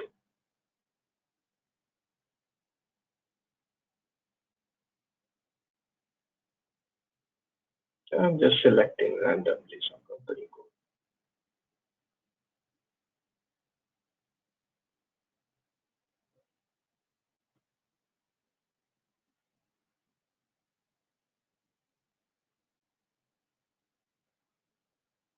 code. Okay.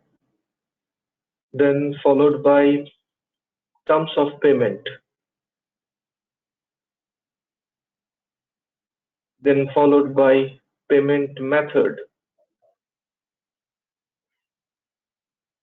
Just selecting randomly. Done. Then purchase organization.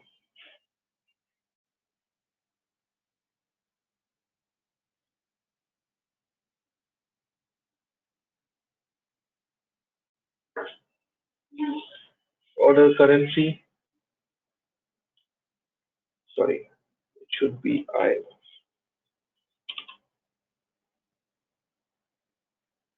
Okay.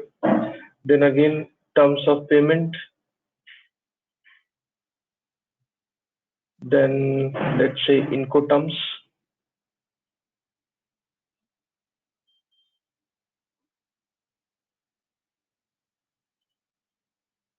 Give some value. And then what else? I think that's fine.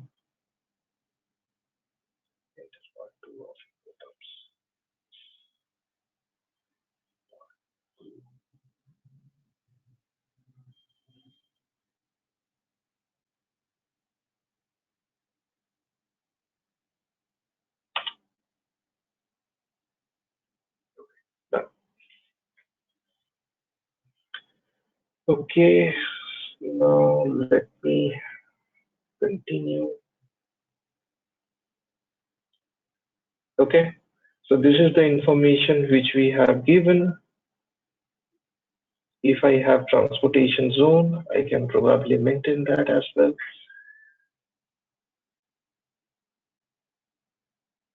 Okay.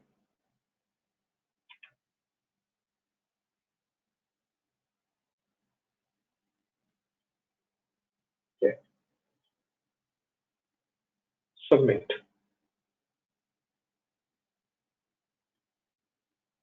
Okay, so as per the workflow, it will directly submit and activate the process.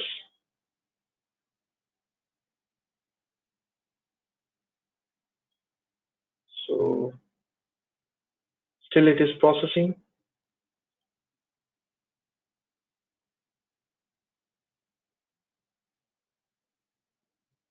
This is the change request number 1232.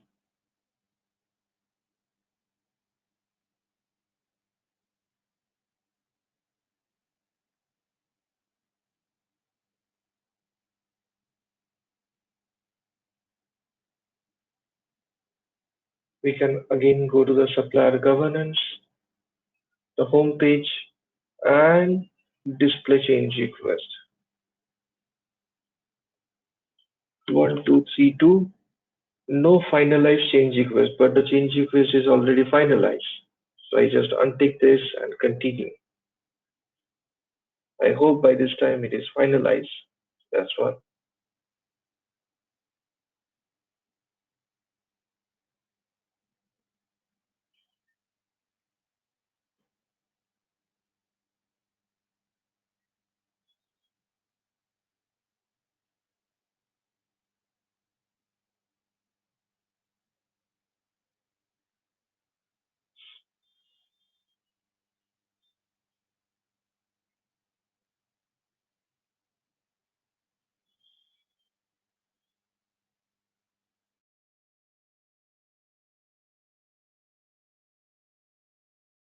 Okay. So this is the changes to be executed. Business partner number is generated. So click on business partner number and we will be required the ERP vendor number or ERP supplier number, whatever you call.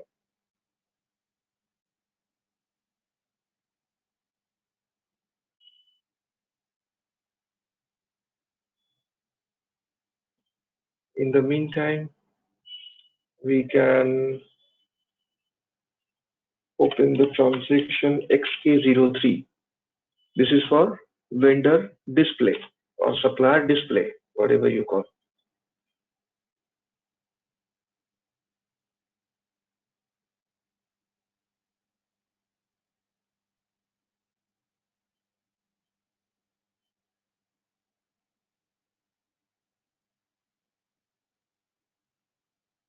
Okay, vendor number we will give. So we have address details, payment transaction we don't have, then company code details, then purchase of details.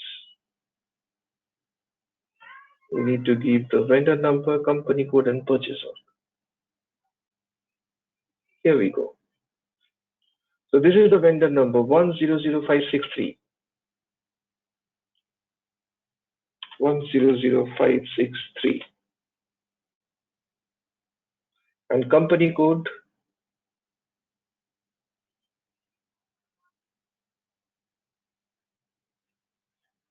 it's 001 0001 for both.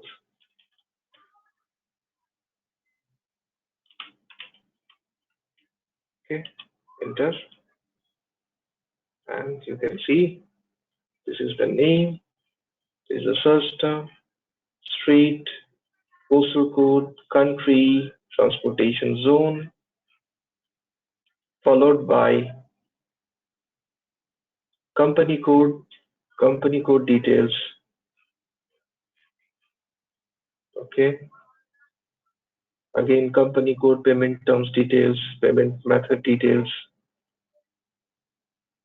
And then you have purchase org, where you have the currency, terms of payment, Incoterms, etc. Okay. So this is how we create the vendor master. Same way we will create the customer masters. Same process. Just instead of ERP vendor, we will go for ERP customer. There will be somewhere.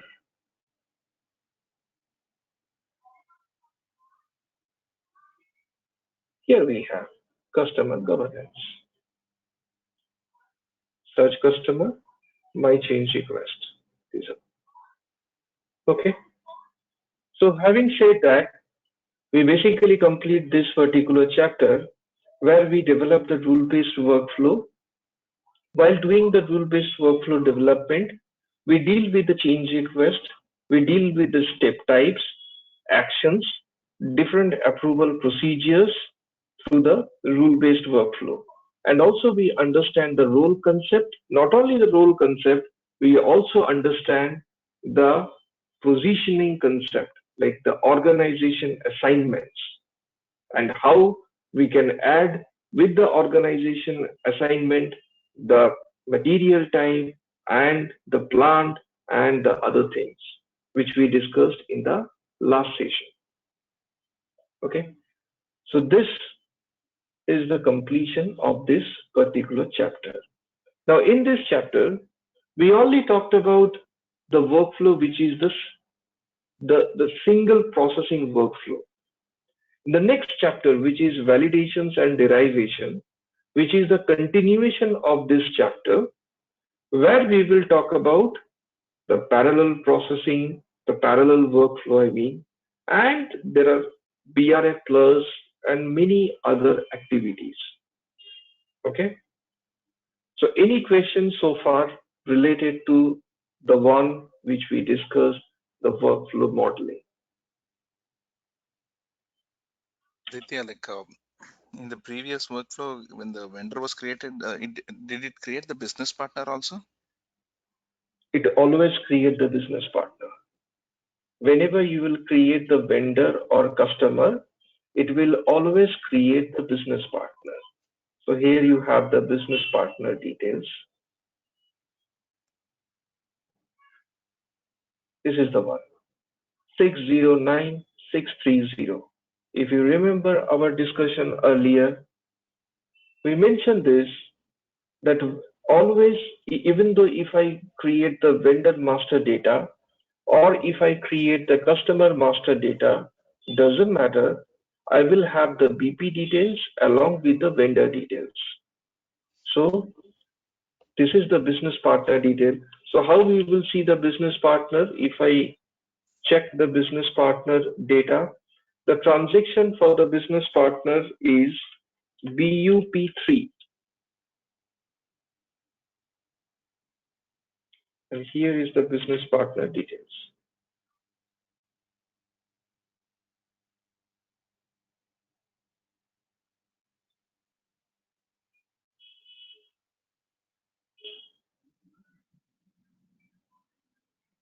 And the table for the for vendor and for the business partner, what are the tables we have? Check. Let me show you first. Here the business partner. So this is the business partner details, the basic details of business partner, where you can see the search term, the first name, last name, then the address details. This is the address details,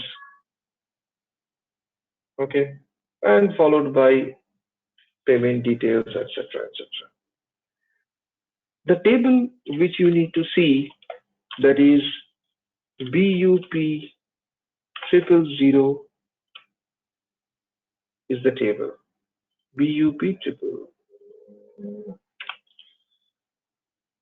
Okay. BU.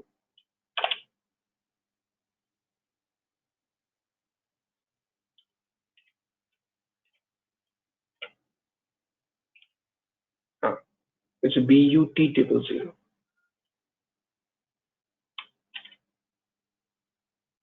Okay. This is the business partner table. And the vendor table is LFA1.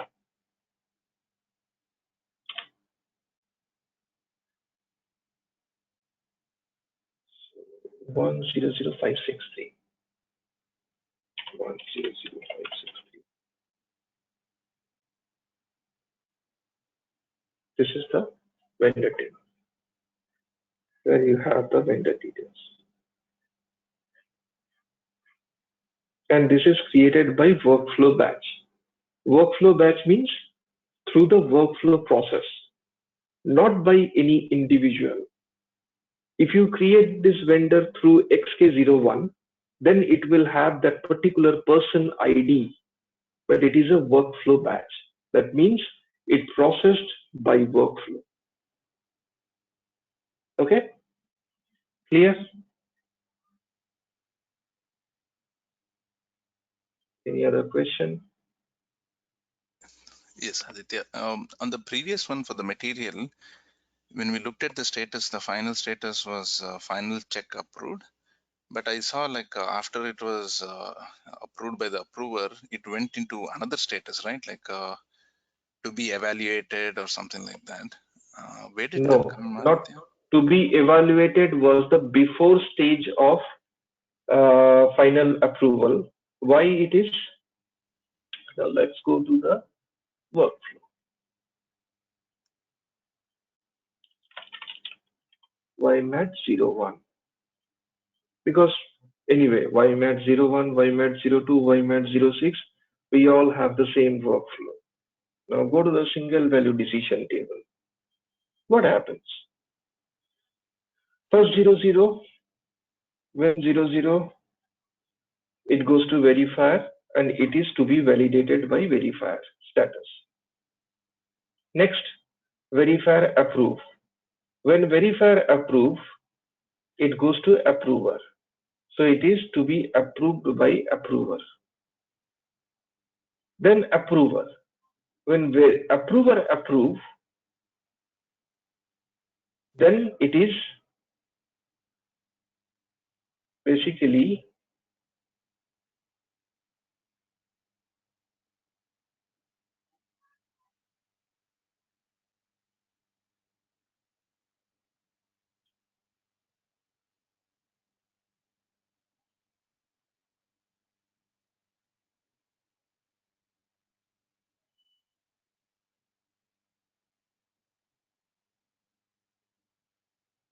I think here the description was different, but don't get confused. This I is think when nothing you but the imported, activation. yeah, I think when you imported, Uh, it got changed. that's what, because I think that time the sequence was different. Earlier the sequence was different. This time sequence is different. Anyway, 93 is the activation. 92 is the revision, basically. Okay.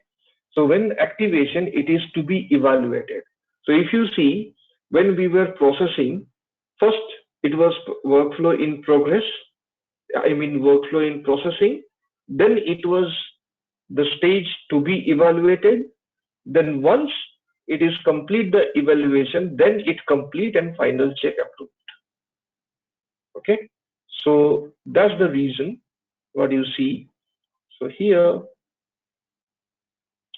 you see, don't get confused. This is not a revision. This is activation.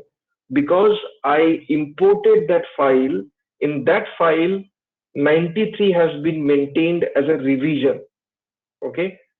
Sorry, 93, what we have, here we have maintained as a, let's see the status. Not status.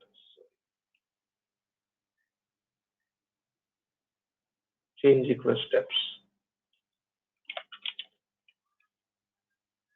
See, 93 is a revision. Rather, it has to be activation.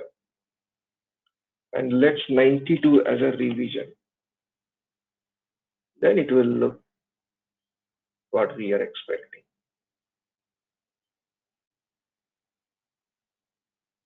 Just go to another screen, come back.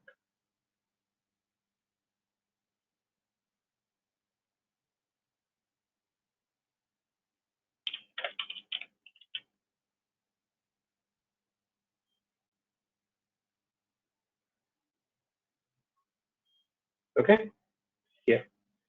So activation, if it is activation successful, then it will go to the final check approve, and evaluated when it is, when the approver gets approved. This is the final level of approvals, right? When the approver gets approved activation, then it is to be evaluated, right?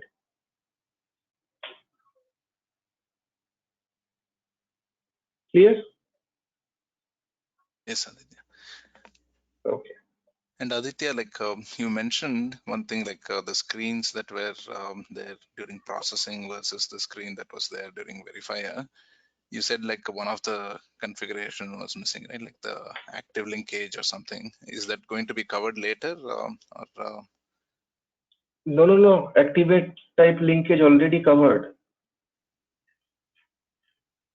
This is already discussed, which is a part of UI. Okay.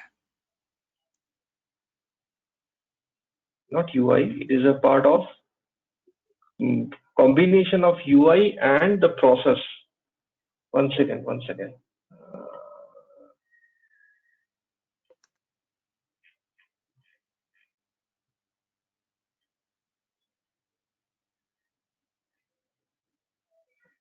Type linkage already I covered because it is a part of.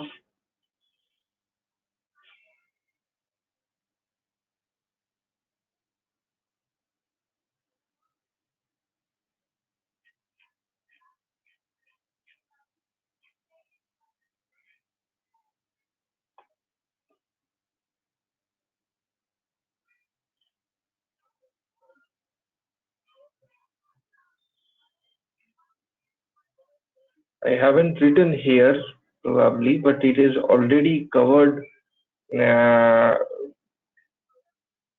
just before 2 class. Just before 2 class it has been covered. Activate type linkage is nothing but the sequencing, in which sequence it will continue. If you remember, that sequencing is nothing but the activate type linkage. Unfortunately, in Excel, I did not maintain that it has been that particular topic is covered. but I don't know why it's not letting- no, changing.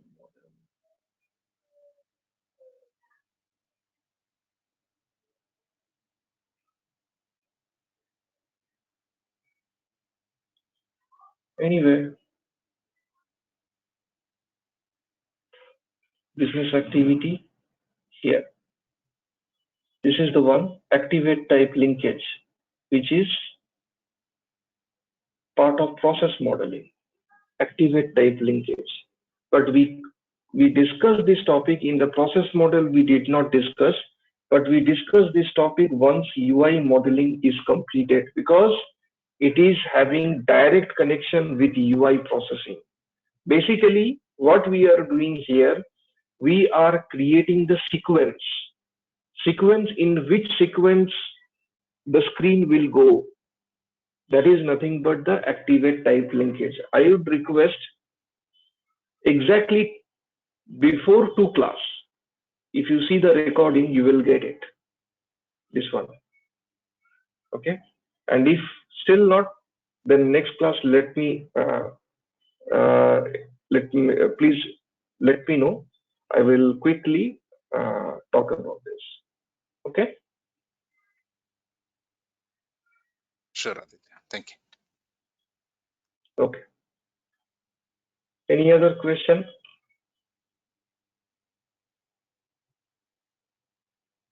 Okay. Fine. So what are those topics we have covered? We covered introduction, data model, process model, UI, search duplicate check still not covered.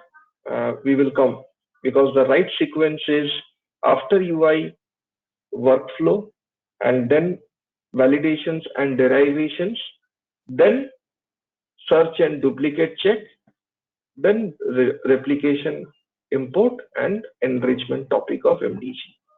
So the next session which we will discuss, that is related to the validations and derivations. Okay. Okay. So let me wrap up the session here, and next session will be on next week, if everything is as usual. Okay. Thank you. Thank you so much.